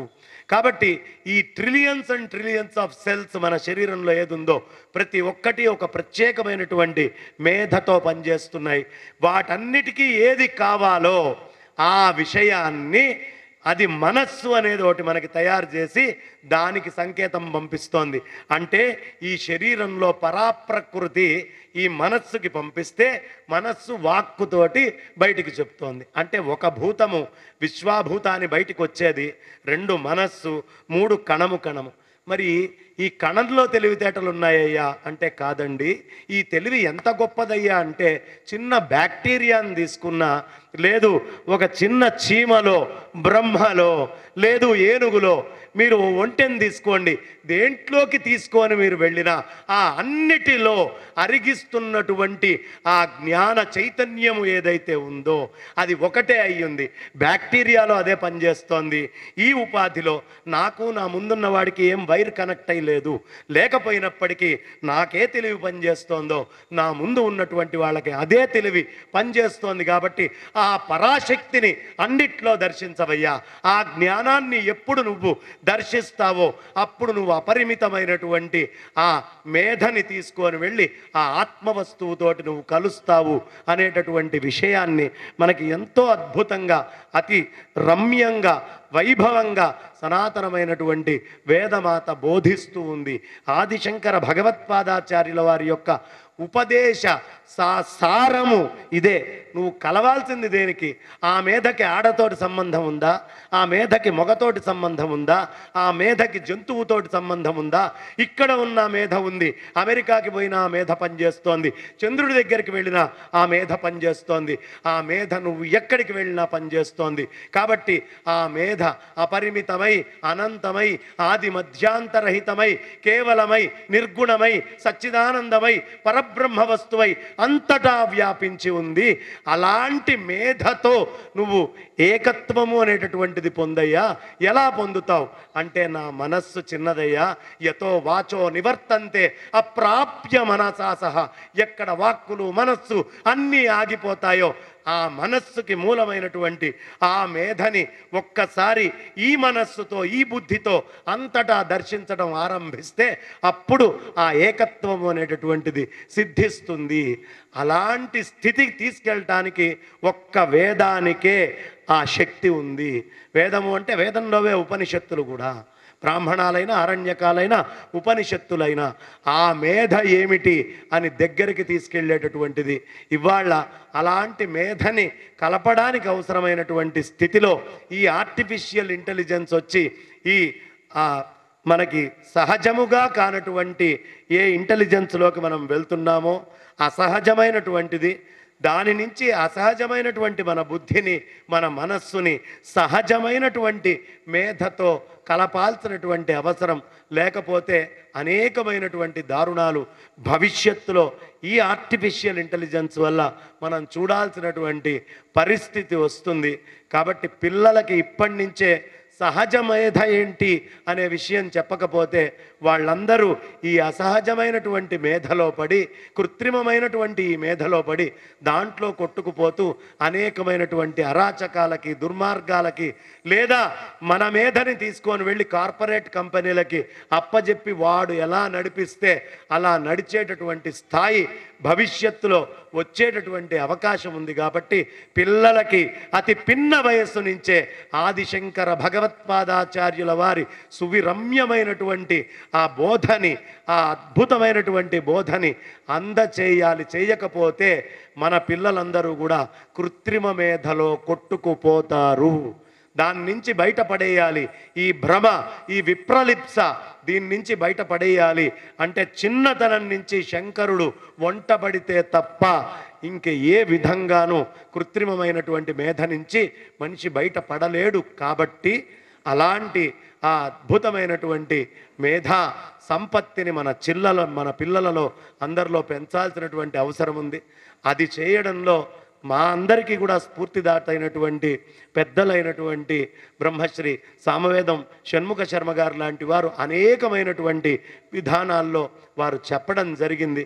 మా తేజస్వి శర్మ గారు కూడా అనేకమైనటువంటి ఉపన్యాసాల్లో ఆయన అమ్మవారు అంటే చాలు, అమ్మ అనంగానే చెప్తూ వెళ్తారు. నవరాత్రులు అంటే నాకు ఆయన గుర్తొస్తూ ఉంటారు. అలా ఆ అమ్మ గురించి, ఆ పరాప్రకృతి గురించి మనం తెలుసుకొని పరబ్రహ్మ పట్టమహిషిగా తల్లిని మార్చడానికి ఈ హిందూ కనెక్ట్ యాప్ ద్వారా ఈ స్తోత్రాలు ఇక్కడికి కాకుండా రాబోయేటటువంటి ఆర్టిఫిషియల్ ఇంటెలిజెన్స్లో న్యాచురల్ ఇంటెలిజెన్స్ని ఎలా తీసుకొని వెళ్ళి సమ్మిళితం చేయాలో దానికి కూడా ఈ హిందూ కనెక్ట్ యాప్ని అభివృద్ధి చేయాలి అని నేను కోరుకుంటూ, అలా ఎవరు చేసినా ఈ ధర్మాన్ని పరిరక్షించడంలో భాగస్వాములు అవుతారు అని తలుచుకుంటూ, ఇంకా పెద్దలు చెప్పాలి. నాకు బ్రహ్మశ్రీ విశ్వనాథ గోపాలకృష్ణ శాస్త్రి గారు సామవేదం షణ్ముఖ శర్మ గురువు గారు ఉన్నప్పుడు పక్కన కూర్చున్నారు. మా శంకర జయంతి ఉత్సవాల్లో కూర్చొని వారు ఒక 20 నిమిషాలు మహాపండితులు వారు దర్శనాలంకార మాట్లాడుతూ తర్వాత బ్రహ్మశ్రీ సామవేదం షణ్ముఖ శర్మ గారు మాట్లాడాల్సింది ఉంటే, మీరందరూ ఎందుకు వచ్చారో నాకు తెలుసు, సముద్రం లోపలికి తీసుకెళ్లే అలలు, బయటికి నెట్టే అలలు అనే 2 రకాల అలలు ఉంటాయి. ఆ అద్భుతమైనటువంటి వారి యొక్క విజ్ఞానం అనేటటువంటి అలలలో ఆ సాగరాన్ని దర్శించాలని వచ్చినటువంటి మిమ్మల్ని వెళ్ళగొట్టేటటువంటి అలలాగా ఇంతకంటే నేను మాట్లాడితే గొప్పగా ఉండదు అని వారు చెప్పింది వారికి సమన్వయం కాదు, నాకు ఖాయంగా అవుతుంది. కాబట్టి ఆ పెద్దల్ని వారిని కూడా నమస్కరించుకుంటూ ఈ చక్కటి అవకాశాన్ని సాయంకాలంలో నాకు ఇచ్చినటువంటి ఈ హిందూ కనెక్ట్ యాప్ భాస్కర్ గారికి కానీ ఎవరికైనా అనేక కృతజ్ఞతలు చెప్తూ నా వాణికి విరామాన్ని ఇస్తున్నాను. స్వస్తి స్వస్తి ప్రజాభ్య పరిపాలయంతు. థ్యాంక్ యూ అండి. చెప్పటతో ఒక సామాన్యమైన విషయాన్ని అసామాన్యంగా ఏం చేయాలి, ఏం చేయకూడదు, ఏది ఉపయోగించాలి, ఏది ఉపయోగించడం చాలా చక్కగా వివరించినందుకు మరోసారి కృతజ్ఞతలు తెలియజేస్తున్నాను. అలాగే మన చీఫ్ గెస్ట్ బ్రహ్మశ్రీ సామవేదం షణ్ముఖ శర్మ గారిని మాట్లాడవలసిందిగా కోరుతున్నాం. పాశాంకుశౌ కల్పలతాం విషాణం దధత్స్వతుండాహితబీజపూరః రక్తస్త్రినేత్రస్తరుణేందుమౌళిః హరోజ్వలో హస్తిముఖోవతాన్నః నారాయణ సమారంభాం వ్యాసశంకరమధ్యమాం అస్మదాచార్యపర్యంతాం వందే గురుపరంపరాం. ధర్మదృఢబద్ధమూలో నిగమస్కంధ పురాణశాఖాఢ్య క్రతుకుసుమో మోక్షఫలో మధుసూదన పాదపో జయతి. ఇక్కడ మనలందరినీ అనుగ్రహిస్తున్న శ్రీ క్షిప్రప్రసాద గణపతి పాదపద్మాలకు నమస్కరించుకుంటూ, ఈ స్వామి సన్నిధిలో ఈ హిందూ కనెక్ట్ అనే యాప్ ప్రారంభం కావడం సంకల్పించిన భాస్కర్ గారికి మంచి అనుగ్రహం ఉంది అని ఒక పెద్ద సంకేతం. ఎందుకంటే దీని పేరే క్షిప్రప్రసాద గణపతి, అంటే వెంటనే అనుగ్రహించే దైవం. ఇది మంత్రశాస్త్రంలో దీనికంటూ ప్రత్యేకమైన మంత్రము, ధ్యానము, యంత్రము ఉన్నాయి. ఆ పద్ధతుల్లో ఇక్కడ ప్రతిష్ఠింపబడినటువంటి క్షిప్రప్రసాద గణపతి అనుగ్రహాన్ని ఇవాళ పొందడానికై వారి ఈ కార్యక్రమాన్ని ఇక్కడ ఏర్పాటు చేశారు అని భావిస్తున్నాం. స్వామి అనుగ్రహం లభించింది. వీడు అనుకున్నది వెంటనే చక్కగా సంపూర్ణ కార్యరూపం ధరించాలని స్వామిని ప్రార్థిస్తున్నాను. ఇప్పుడు సాంకేతిక పరిజ్ఞానం అనేక రకాల రూపాలు తీసుకుంటూ ఉన్నది.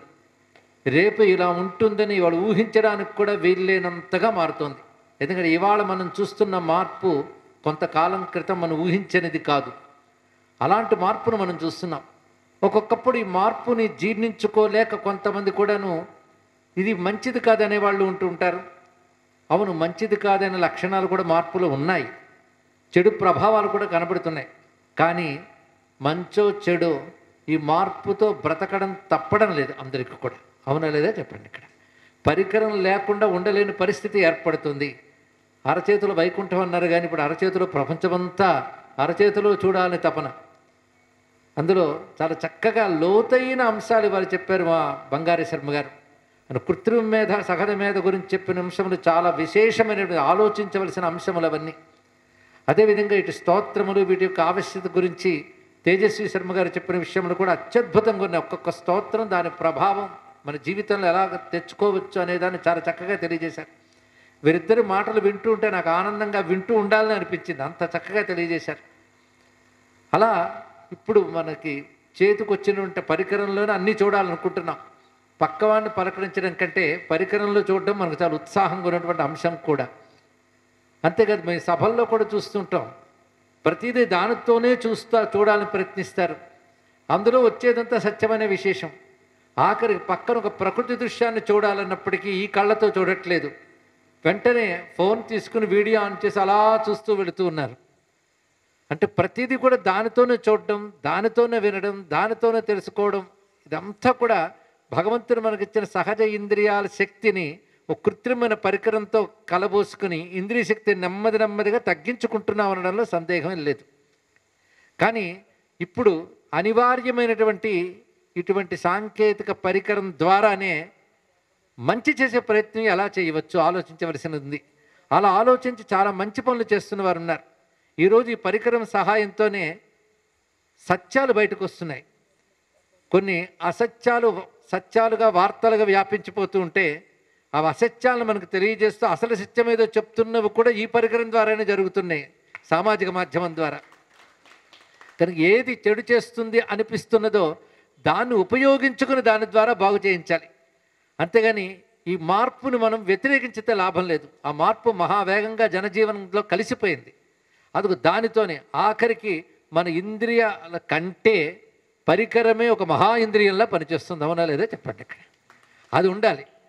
పైగా వస్త్రాలైనా మర్చిపోతామేమో, కానీ ఇది మాత్రం మర్చిపోకుండా మనం ఎప్పుడు మనతోనే ఉంచుకుంటాం. అడుగడుగునే దాన్నే చూస్తూ ఉంటాం. ఆఖరికి పూజలు జరుగుతున్నా, పూజ జరుగుతున్నా మనం ఇది చూస్తూ ఉంటాం. అక్కడక్కడ ప్రవచనాల వెనక సీట్ ఎందుకు చూసుకుంటామంటే అది చూసుకుంటూ వినకపోయినా పర్వాలేదు ఉద్దేశంతో. అంతగా దానికి మానవుడు అలవాటు పడిపోయాడు కనుక దాని ద్వారానే మంచి చేద్దామని కొందరు చాలా మంచి పనులు చేస్తున్నారు. అలాంటి వాటిలో ఇవాళ ఈ యాప్ ఆవిష్కరణ కూడా అటువంటిది. హిందూ కనెక్ట్ అనేటువంటిది అరచేతి పరికరంలోనే హిందూ ధర్మం అంతా అందించాలని వారు చేసిన విభాగం నేను చూస్తే హిందూ ధర్మాన్ని ఎంత చక్కగా విభాగం చేశారు, అన్నీ కలిపి ఎలా చూపించారు అనేది. ముందు వేదాలతో మొదలుపెట్టారు. ఎందుకంటే అన్నిటికీ మొదలు వేదమే సనాతన ధర్మంలో. అందుకు వేదముతో మొదలుపెట్టి వేద అనుసారి అయినటువంటి పురాణములు, ఇతిహాసాలు, అంటే శృతి, స్మృతి, పురాణ, ఇతిహాసాలు. స్మృతి అంటే ధర్మశాస్త్రం కనుక వేదములు, ధర్మశాస్త్రాలు, పురాణాలు, ఇతిహాసాలు. అటు తర్వాత వాటిని అనుసరించి వచ్చినటువంటి వాంగ్మయం చాలా విస్తారంగా ఉంది. ఆ వాంగ్మయంలో మనకు స్తోత్ర వాంగ్మయం, సకల దేవతా స్తోత్రములు అందులో నిబద్ధం చేశారు. పైగా ప్రపంచవ్యాప్తంగా ఉన్నటువంటి సర్వక్షేత్ర సమాచారం ఇందులో పొందుపరిచారు. మహాత్ముల చరిత్రలు కూడా ఉన్నాయి. ఇంకేం కావాలి? ఒకటి క్షేత్రములు, మహాత్ముల చరిత్రలు, దాని వెనకాల వాంగ్మయం. మొత్తం సనాతన ధర్మానికి ఆధారములు ఈ మూడేనండి. ఒకటి వాంగ్మయం, రెండవది క్షేత్రములు, మూడవది మహాపురుషులు. వీళ్ళ వల్లనే సనాతన ధర్మం ఇంత సజీవంగా ఉన్నది. ఈ మూడింటి వల్ల. ఏదో ఒక గ్రంథం వల్ల మాత్రమే కాదు, ఏదో ఒక వ్యక్తి వల్ల మాత్రమే కాదు. అపారమైన గ్రంథరాశి ఉన్నది, అసంఖ్యాకమైన క్షేత్రరాశి ఉన్నది, లెక్కకందని మహాత్ముల బలం ఉంది సనాతన ధర్మానికి. అందుకే సనాతన ధర్మం చెక్కు చెదరకుండా ఉండడానికి ఈ మూడే కారణం. ఆ మూడింటిని చక్కగా పొందుపరిచారు వీరు. వేదములు మొదలుకొని వచ్చిన వాంగ్మయ రాసంతా ఒకవైపు అయితే, క్షేత్రవాంగ్మయం అంతా మరొక, క్షేత్ర విజ్ఞానం అంతా ఒకచోట పెట్టారు. దాని తర్వాత ఈ జ్ఞానానికి మా జీవితాలే సజీవ ఉదాహరణలు చెప్పిన మహర్షుల యొక్క చరిత్రలు, మహాత్ముల యొక్క చరిత్రలు పెట్టారు. ఇంకేం కావాలి? ఈ సమగ్రమైన సమాచారం హిందూ ధర్మంతో తప్పకుండా కనెక్ట్ చేస్తుంది. అందుకే హిందూ కనెక్ట్ అనే పేరు చాలా సముచితంగా పెట్టారు. పైగా నేను ఇక్కడ కూర్చున్న వెంటనే శ్రీ దీకొండ భాస్కర్ గారి మాటలు విన్నాను. ఆయన మాటల స్పష్టత నాకు నచ్చింది. ఏమి చెయ్యదలుచుకున్నానని స్పష్టంగా చూపించారు. అంతేగాని ఇది బాగుంది కదా, నేను ఈ మార్గంలో ప్రజాకర్షణ పొందాలి అనేటువంటి ప్రయత్నమేమీ లేదు. దీన్ని సద్వినియోగపరుచుకుని ధర్మానికి నా వంతు సేవ చేయాలి అనేటువంటి హృదయం ఆయనకున్నదని స్పష్టమైంది. రెండవది, ఏది ఉంచాలో ఏది ఉంచకూడదు అని కూడా అర్థమైంది. ఇక్కడ సంప్రదాయాన్ని గౌరవిస్తాను, ఆ సంప్రదాయాన్ని అనుసరిస్తూ చెప్తానే తప్ప దాన్ని అతిక్రమించి వెళ్ళనని చెప్పారు. అది చాలా ముఖ్యం. ఎందుకంటే ఎన్ని కబుర్లాడినప్పటికి కూడా సంప్రదాయాన్ని గౌరవించినప్పుడే సరైన జ్ఞానాన్ని అందించగలం. అసంప్రదాయవిత్ బహుశాస్త్రవిదపి మూర్ఖవత్ ఉపేక్షణీయ అని శంకర భగవత్పాదులు చెప్పారు. ఇక్కడ ఎన్ని శాస్త్రములు తెలిసినప్పటికీ సంప్రదాయ జ్ఞానం లేకపోతే వాడు మూర్ఖుడే అని చెప్పారు ఇక్కడ. అందుకే సంప్రదాయబద్ధత కనుక కొన్ని విషయాలు నేను కలగజేసుకోను, అది మాత్రం ఆ వైదిక విజ్ఞానంతో తెలుసుకోవలసినదే అని ఒక మాటను కూడా ఆయన చక్కగా అందించారు. పైగా ఇది అనుసంధానం ఏర్పరుస్తుంది మనకి ఈ విజ్ఞానంతో. ఇంత స్పష్టమైన అవగాహనతో వారు తెలియజేశారు మనకి. ఇలాగా మనకి అందుబాటులో ఉన్నటువంటి సాంకేతిక పరిజ్ఞానాన్ని కూడా సనాతన ధర్మ పరిరక్షణకు వాడడంతో ఈ ధర్మంపై అనేక రకాలుగా వస్తున్నటువంటి దాడుల్ని ఎదుర్కోగలం మరింత. ఎందుకంటే ఒక్కటి జ్ఞానం ఉంటే ప్రధాన్ని ఎదుర్కోగలం. జ్ఞానం ఉంటే విషయాలపై అవగాహన, పరిజ్ఞానం అది ఏర్పడాలి. మన గ్రంథాలు ఏమిటి, ఆ గ్రంథాల్లో ఏం చెప్పారు అని తెలిస్తే కదా యువతులకు సమాధానం చెప్పగలం. దానికోసం ఎవరి దగ్గరకో వెళ్ళి ఎన్నెన్నో అడిగే బదులుగా దీని ద్వారా మన సమాచారం తెలుసుకుని ఏమిటో గ్రహించగలిగితే దానితో మన ఇతరులకు సమాధానం చెప్పగలం. ఒకటి మన ధర్మాన్ని రక్షించుకోవడం, ఒకటి మన ధర్మాన్ని పాటించడం, ఒకటి రెండు జరుగుతాయి. మనం పాటించడానికి ఇవి తెలుసుకోవాలి. మన ధర్మంపై తెలిసి తెలియని మాట్లాడుతూ కూమర్శలు చేసేవారికి సమాధానం చెప్పడానికి ఇవి తెలుసుకోవాలి. అందుకే ధర్మం రక్షిత రక్షిత అనే మాటకి రెండు అర్థాలు. పాటించి రక్షించుకోవడం ఒకటి, ధర్మాన్ని దెబ్బతీసే వారి యొక్క కుయుక్తులు తెలుసుకుని వారికి సమాధానం చెప్పి మళ్ళీ రక్షించుకోవడం ఒకటి. ఎందుకంటే రక్షించుకోవడం అంటే యుద్ధాలు చేస్తే రక్షించబడడం కాదు, ముందు మనం పాటిస్తే రక్షింపబడుతుంది, లేకపోతే ధర్మం మిగులుతుందా కనుక పాటించుకోవాలి. అదేవిధంగా ధర్మంపై ఏమైనా దాడులు జరుగుతుంటే ఉపేక్ష వహించకూడదు. మన ధర్మం దాన్నే రక్షించుకుంటుందండి. ఎన్ని యుగాలు జరిగే ఈ ధర్మానికి ఏం హాని జరిగింది అని ఒక మాట అంటూ ఉంటాం, కానీ హాని జరగలేదని చెప్పలేం, జరిగిందని గట్టిగా ఒప్పుకోలేం. కానీ హాని జరిగింది, కానీ ఇంకా ధర్మం మిగిలింది కనుక హాని జరగలేదు, రెండు మాటలు మనం చెప్తున్నాం. ఇలాంటి సమయంలో మన ధర్మం గురించి వస్తున్న కొత్త కొత్త సాంకేతిక పరిజ్ఞానాలని వాడుకుని మరీ తెలియజేయాల్సిన అవసరం ఉన్నది. అందుకే ఈరోజు అత్యంత శక్తివంతమైనటువంటి సామాజిక మాధ్యమంలో మన సత్యాన్ని గట్టిగా ప్రతిష్ఠ చేయగలగాలి. దానికి యాప్ చాలా సహకరిస్తుంది. ముఖ్యంగా ఎవరికి అంటే విషయం తెలుసుకోవాలని అనుకునే వాళ్ళకి, పరిశోధకులకి. అంటే ఒక విషయంపై పరిశోధన చేసేటప్పుడు ఏ శాస్త్రంలో ఏం చెప్పారో గ్రహించాలంటే అన్నీ ఒకచోట ఉండాలి కదా. ఒకచోట ఉండడానికి ఈ రోజుల్లో ఈ యాప్ అనేది గొప్ప పరికరం. ఎందుకంటే ఒకప్పుడు క్యాసెట్లు, దానికి ముందు ఎల్పి రికార్డులు ఈపీ రికార్డులు చూసాం మనం. అదే అల్టిమేటము. మరి టెక్నాలజీ అంతకంటే పైన ఉండదు అనుకున్నాం. అది మారే క్యాసెట్లు వచ్చాయి, క్యాసెట్ తర్వాత సీడీలు వచ్చాయి, తర్వాత పెన్ డ్రైవ్లు వచ్చాయి. ఆఖరికి సీడీలు పెన్ డ్రైవ్ల మీద తెచ్చిన కంపెనీలు మూతలు పట్టాయి. వాళ్ళు కూడా వీటిని ఆశ్రయించుకుని అన్ని అరచేతులు అందించే ప్రయత్నమే చేస్తున్నారు. కానీ ప్రతి వారు ఇప్పుడు అరచేతులు అందిస్తే కానీ అందుకునే స్థితిలో ఎవరూ లేరు. అలా ఇప్పుడు ఈ పరిజ్ఞానాన్ని కూడా అరచేతులు అందించడం కోసమని యాప్ అని పెట్టినటువంటి భాస్కర్ గారి ఆలోచనను ముందు అభినందిస్తూ ఉన్నారు. దాని తర్వాత ఆయన చేస్తున్న పెద్ద అంశం ఏంటంటే ప్రణాళికాబద్ధంగా వెళుతున్నారు. ఏదో ఒక రాత్రి ఆలోచనతో రెండో రోజు ఆవేశంతో ప్రకటించడం కాదు. ఆయన 9 సంవత్సరాల క్రితం నుంచే దీని గురించి కృషి చేస్తున్నాను అని చెప్పారు అంటే ఎంతమందిని ఆయన సంప్రదించి సమకూర్చి ఉంటారు. ఇదే సందర్భంలో ఇది ఒక మాట, సంప్రదాయ విరుద్ధం కానివి ఇందులో ఉండరాదు అని వారు అనుకున్నారు. ఆ మాట కట్టుబడి వారు ఉండాలని కోరుకుంటున్నాం. ఇది చాలా ముఖ్యమైన అంశం. ఎందుకంటే సంప్రదాయ విరుద్ధమైన చాలా చాలా వస్తుంటాయి. సనాతన ధర్మం యుగాల నుంచి ఉంది గనక సత్యాలు కొన్ని అయితే కల్పనలు కొన్ని వచ్చాయి. అసలు సత్యం ఏంటో తెలియకుండా పోయింది. లోకరంజనం కోసం వచ్చినటువంటి అనేక రకాల పిట్టకథలు కానీ అభూత కల్పనలు కానీ కొన్ని వ్యాపించిపోయాయి. ఆఖరికి పండితులకు కూడా నిజమేనేమో అనిపించేసాయి. ఎందుకంటే పండితులు కూడా అన్ని శాస్త్రాలు చదవగలరా? ఒక శాస్త్రంలో పండితులు అవ్వడానికి బహుకాలం పడుతుంది.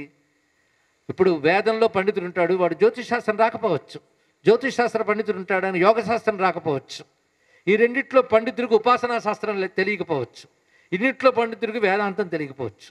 అన్నీ తెలియాలని లేదు, కానీ వీటన్నిటి పరిజ్ఞానం కలగాలి అంటే మాత్రం వాటి యొక్క అసలు స్వరూపాలు ఒక చోట పదిలపరచబడాలి.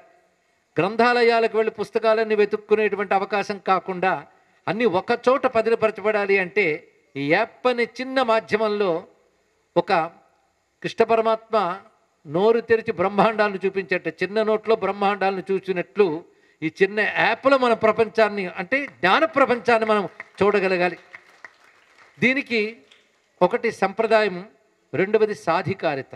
ఇది చాలా ప్రధానమైన అంశం. అంటే సాధికారిక అంటే ఆథెంటిక్గా చెప్పడం ఒకటి, అంటే ఆ చెప్పినది దోషభూయిష్టం కాకూడదు. రెండవది ప్రామాణికత. సాధికారిత ప్రామాణికత రెండు దగ్గర పదాలకు కనబడతాయి, కానీ కొంచెం భేదం ఉన్నది. అది ఆథెంటిక్ సోర్స్ చెప్పడం ఒకటి. అందరూ ఇదేని ప్రమాణంగా భావిస్తారు, అది చూపించాలి ఇక్కడ. అదే ఎవరో ఏదో మాట్లాడతారు, వెంటనే తీసుకొచ్చి ఇక్కడ చూపించకూడదు. ఎందుకంటే చాట్ జీపీటీ అనేదో చెప్పారు. అదేం చేస్తుందంటే ఒక 100-150 విషయాల్లో ప్రధాన అంశాలు తీసుకొచ్చి ఒకటి చూపిస్తుంది అంతే. ఆ ప్రధానాంశం మనం సత్యమని నమ్మాలా? ఒకప్పుడు గూగుల్ గురువునాం గురువు అనేవారు, అంటే గూగుల్లో అన్నీ దొరుకుతాయని. ఇక్కడ అది మారి ఇప్పుడు చాట్ జీపీటీ దాకా వచ్చాయి. ఇక్కడ ఇది ఇప్పుడు గురువై కూర్చుంది. ఇక్కడ ఇవేం చేస్తున్నామంటే ఆఖరికి వైద్యుల అవసరం లేకుండా వీళ్ళే పలానా రోగానికి ఏ మందు, ఏ ఆయింట్మెంటు, ఏ ట్యాబ్లెట్ కొడతారు. అది దొరికిన సోర్సుల్లో అన్నిట్లో సేకరించి కూడా చెప్తుంది. ఇంకా వైద్య శాస్త్రం అక్కర్లేదా చెప్పండి ఇక్కడ? కాబట్టి వాటికంటే ఇలాంటి వాటిల్లో వచ్చే అప్రామాణికత ఏదైందో అది ఆ దోషం ఇక్కడ అంటకుండా చూసుకోగలగాలి. ఇక్కడ జాగ్రత్తగా ప్రామాణికంగా ఉండాలి, సాధికారికంగా ఉండాలి. ఈ రెండు లక్షణాలతో ఈ యాప్ మొత్తం తీర్చిదిద్దబడాలి. దాని సంప్రదాయం అనేది ప్రధానమైన సూత్రంగా ఉండాలి. వీటితో దోషరహితంగా ఈ సమాచారాన్ని అంతటినీ అందించగలగాలి. ఇక్కడ దానికి పండితుల సహాయం చాలా అవసరం. పీఠాధిపతులు వంటి వారి ఆశీర్వచనాలు కూడా చాలా అవసరం ఉంటే అవి పొందగలిగేటువంటి పటిమ వినయ సంపద కూడాను భాస్కర్ గారి దగ్గర ఉన్నది అన్నది నేను గ్రహించాను. కాబట్టి ఆ విధంగా దోషరహితమైనటువంటి ఇది నమ్మితే చాలు, ఇది చూస్తే చాలు, ఇందులో వచ్చింది సత్య సమాచారం అనే భావం, విశ్వసనీయత అన్న మాట అన్నారు ఆయన. నాకు ఆయన ప్రతి మాట గుర్తుంది. ఆ విశ్వసనీయతని సంపాదించగలిగేలా ఇది తీర్చిదిద్దబడాలి అని కోరుకుంటూ ఉన్నాం. పైగా వస్తున్న అనేక రకాల మార్పులు ఏవైతున్నాయో వాటిని అవగతం చేసుకుంటూ యూజర్స్ ఫ్రెండ్లీ అంటారు కదా, అంత చక్కగా చిన్నపిల్లలు మొదలు పెద్దవాళ్ళ వరకు పెద్దగా పరిజ్ఞానం లేని వాళ్ళు కూడా వాడుకునే విధంగా ఈ యాప్ ద్వారా వారి సమాచారాన్ని చక్కగా అందించగలగాలి అని కోరుకుంటూ ఉన్నాను. ఇందులో చెప్పిన ప్రతి అంశం గురించి అనేక విషయములు చెప్పవచ్చు. ఇక్కడ స్తోత్రములు ఉన్నాయనుకోండి, స్తోత్రములు కూడా ప్రామాణిక స్తోత్రాలు చూడాలి. దానికి కొంచెం పండితుల్ని సంప్రదించాలి. కొన్ని శంకరకృతములోని చెప్పబడుతున్నటువంటివి చాలా ఉన్నాయి, కానీ అన్ని శ్లోకాలు శంకరకృతములు కావు. అవి తెలుసుకోగలగాలి. దానికి శంకరకృతములు అంటే ఏమిటనేది పెద్దలను అడిగి గ్రహించవలసి ఉంటాయి. ఇలాంటి ప్రామాణికమైనవి సంప్రదాయబద్ధమైనవి తీసుకోవాలి. అనేక మంది భక్త్యావేశంతో రచించే స్తోత్రాలు ఉండవచ్చు, కానీ వాటికి పటిష్టత, సంప్రదాయబద్ధత, ప్రామాణికత ఉండదు. ప్రామాణికమైనటువంటివి ఇందాక అప్పయ్య దీక్షితుల వారి రచన గురించి చెప్పారు, కనకధార స్తోత్రం గురించి చెప్పారు. ఇలాంటి ప్రామాణికమైనటువంటి స్తోత్ర వాంగ్మయం తయారు చేయగలగాలి. అయితే ఇక్కడ రాసిన ఒక లిస్టు చూస్తే పిల్లలకి తెలియవలసింది ఏంటి అంటే, నా సనాతన ధర్మానికి ఇంత శాస్త్రబలం ఉందా అన్న ఒక తృప్తి, గర్వం కలగాలి. అంతేగాని ఎంత తిప్పి ఒక్క పుస్తకమే దాన్ని అటు తిప్పి ఇటు తిప్పి పెళ్ళికి అదే, చావుకి అదే, అన్నిటికీ అదే పట్టుకుని వేలాడేటువంటి సంస్కృతి కాదు మనది. అపారమైన వాంగ్మయం మనకున్నది. దేనికి ఏది ఉపయోగించుకోవాలో చెప్పబడుతున్నది. అటు చూస్తే వేదములు, వాటిలో మళ్ళీ ఉపనిషత్తులు, అటు తర్వాత ధర్మశాస్త్రాలు, దాని తర్వాత అష్టాదశ మహాపురాణాలు, అష్టాదశ ఉపపురాణములు, ఇతిహాసాలు. ఎంత వాంగ్మయం అండి! దానికి తోడు కీర్తన వాంగ్మయం, వాగ్గేయకారుడు తపశ్శక్తితో ఆవిష్కరించిన కీర్తనలు, వాటిలో ఎంత విజ్ఞానం ఉన్నది. ఇక స్తోత్ర వాంగ్మయం గురించి చెప్పాలంటే మంత్రశాస్త్ర సర్వస్వం స్తోత్రాల్లో ఉన్నది.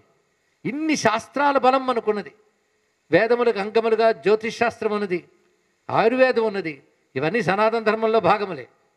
యోగ శాస్త్రం కూడా సనాతన ధర్మంలో భాగమే.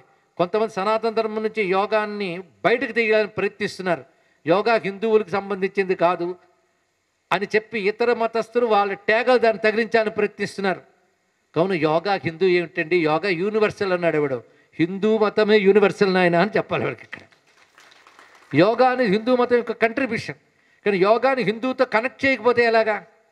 కానీ హిందూతో కనెక్ట్ చేయవలసిన జ్యోతిష్ శాస్త్రం, యోగ శాస్త్రం, మంత్రశాస్త్రం అన్నీ ఇందులో మనకు అనుసంధానమే కనబడాలి ఇక్కడ. ఆ విధంగా ప్రామాణికమైనటువంటి అంశములతో అసలు హిందూ మతం అంటే ఏమిటి, సోర్సెస్ ఆఫ్ హిందూయిజం అనేది హిందువుల్లో యువకులు ఈనాడు చెప్పగలరా? హిందూ మతానికి సోర్స్ ఏమిటి? ఇతర మతాలకి ఏదో గ్రంథం చెప్తాం, హిందూ మతానికి ఏమిటంటే నీళ్ళు నమలి స్థితిలో ఉన్నాం. ఇంకా బాధాకరమైన అంశం ఏమి అనుకోవద్దు. కానీ హిందూ ధర్మం అంటే వారానికి ఒక్కరోజు, అది గురువారం బాబాగారి గుడికి వెళ్తే చాలండి, అది హిందువులు ఉండే పిల్లలు ఉన్నారండి.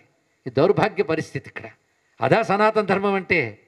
రాముడేమయ్యాడు, కృష్ణుడేమయ్యాడు, శివుడేమయ్యాడు, అమ్మవారేమయ్యారు, నారాయణుడేమయ్యాడు, ఈ వాంగ్మయం అంతా ఏమైంది? అటు వేదములు, ఇతిహాసాలు, పురాణములు చెప్పిన సంప్రదాయం ఏమిటి? వాటి నుంచి పై మతస్థుల వల్ల మనం హిందూ మతం నుంచి దెబ్బతింటున్నాం అనే దానికంటే ఇక్కడే ముసలంలా పుట్టి హిందూ మతం కాకుండా హిందూ మతం వేషం వేసుకు తిరుగుతున్నటువంటి అసంప్రదాయ ధోరణుల వల్ల కూడా మన పరిజ్ఞానం పోతుందండి. ఇది బాగా తెలుసుకోవాలి. ఆఖరికి అవి పట్టుకుంటే కానీ మాకు కాలం చెల్లదేమో అనుకుని సంప్రదాయ వేషాలు వేసుకున్న వాళ్ళు కూడా సంప్రదాయబద్ధమైన వాంగ్మయాన్ని, దేవతల్ని విడిచిపెట్టి వాళ్ళ పూజారుల్లా మారిపోతున్న దౌర్భాగ్య పరిస్థితుల్లో మనం ఉన్నాం. ఇలాంటి సమయంలో మన ధర్మం ఏమిటి, మన వాంగ్మయం ఏమిటి అనేది తెలియజేయడానికి ఒక యాప్ రూపొందించబడుతోంది అంటే అభినందించడం మా అందరి బాధ్యత కూడా. దీన్ని బట్టి పిల్లలు ఇదిరా నా హిందూ ధర్మం, దానిలో ఇంత వాంగ్మయం ఉంది, నేను తెలుసుకునే ప్రయత్నం చేస్తాను అని చెప్పి వీటి ఆధారంగా గురువుల దగ్గరికి వెళ్ళాలి. అంతేగాని మనం ఇప్పుడు పరికరాలు దొరికాయని చెప్పేసి మందులు అవేం చెప్తే పుచ్చుకోవట్లేదుగా. ఒక పరిజ్ఞాన అవగాహన కలిగిస్తాయి, తద్వారా మీరు వైద్యుల దగ్గరికి వెళ్ళి ట్రీట్మెంట్ తీసుకోవాలి. అంతేగాని నా గూగుల్ ఏం చెప్తే అదే మందు పుచ్చుకుంటాను, చాట్ ఏం చెప్తే అదే మందు పుచ్చుకుంటే ప్రాణాలు పోతాయి. మరి హాస్పిటల్స్ ఎందుకు, డాక్టర్స్ ఎందుకు? కనుక ఇవి మనకు ఆధారంగా తీసుకుంటూనే ఒక గురువుని ఆశ్రయించి మనం మళ్ళీ ఆ జ్ఞానాన్ని మనం నిలబెట్టుకోవాలి. కనుక ఒక గురువు ఒక శిష్యుడికి మధ్యలో హిందూ కనెక్ట్ అనేది అద్భుతంగా పనిచేయాలి అని కోరుకుంటూ, ఇందులో ఉన్నటువంటి ఈ వాంగ్మయ సర్వస్వం ఒక్కసారి చూసుకుంటేనే యువతకి ఇంత వాంగ్మయం నాకుందని తృప్తి కలగాలి. అది సముద్రం అంతున్నా లేదా గంగా నది అంత ఉన్నా, గంగా నది అంతా తాగలేకపోయినా నా దాహానికి అంత కావాలో అంత తాగుతాను, అంతే కదా. అదేవిధంగా హిందూ కనెక్ట్ మనకి ఎంతో హిందూ వాంగ్మయ రాశిని మనకు అందించిన మనకు ఎంత కావాలో అంత అందుకోగలం, మన జన్మని ధన్యం చేసుకోగలం. ఆ విధంగా ఇది రూపొందించబడి మొత్తం ప్రపంచంలో ఉన్న 51 భాషలట. భారతదేశంలో 14 భాషలు గుర్తింపబడ్డాయి సాధికారికంగా.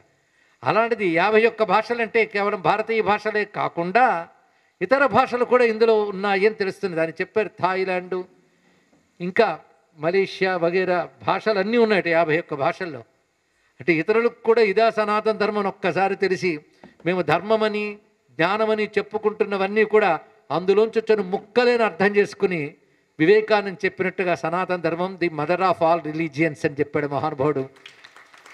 అది ధర్మం యొక్క స్వరూపాన్ని ప్రపంచం అంతా తెలుసుకునేలా చేయగలుగుతున్నటువంటి ఈ యాప్ను స్వాగతిస్తూ ఇది సరియైన పద్ధతిలో సరియైన పంథాలో సంప్రదాయ పరిరక్షణకు ఉపయోగింపబడాలని ఆ విధంగా బుద్ధులని శక్తుల్ని ప్రేరేపణ చేయాలని మా క్షిప్రప్రసాద గణపతిగా నమస్కరిస్తూ స్వస్తి.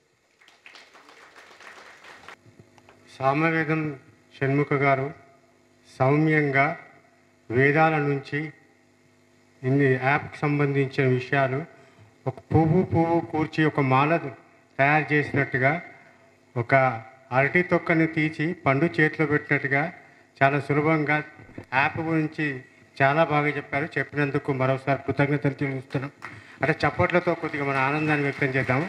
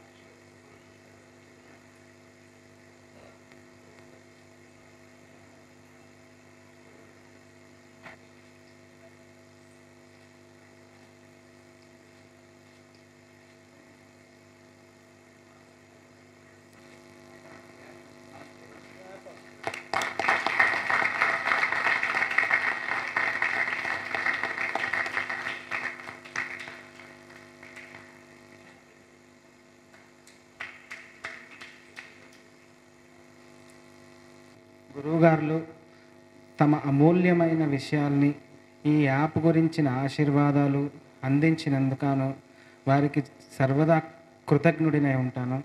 జీవితాంతం రుణపడి ఉంటాను.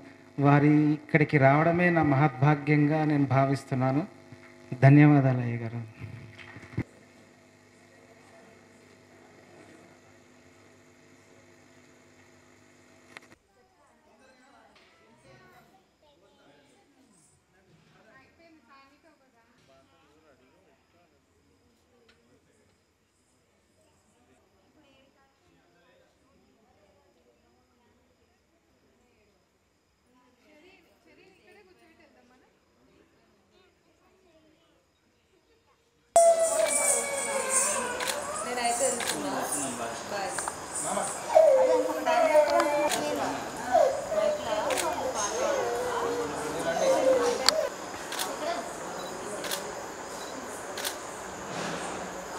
Okay, sir.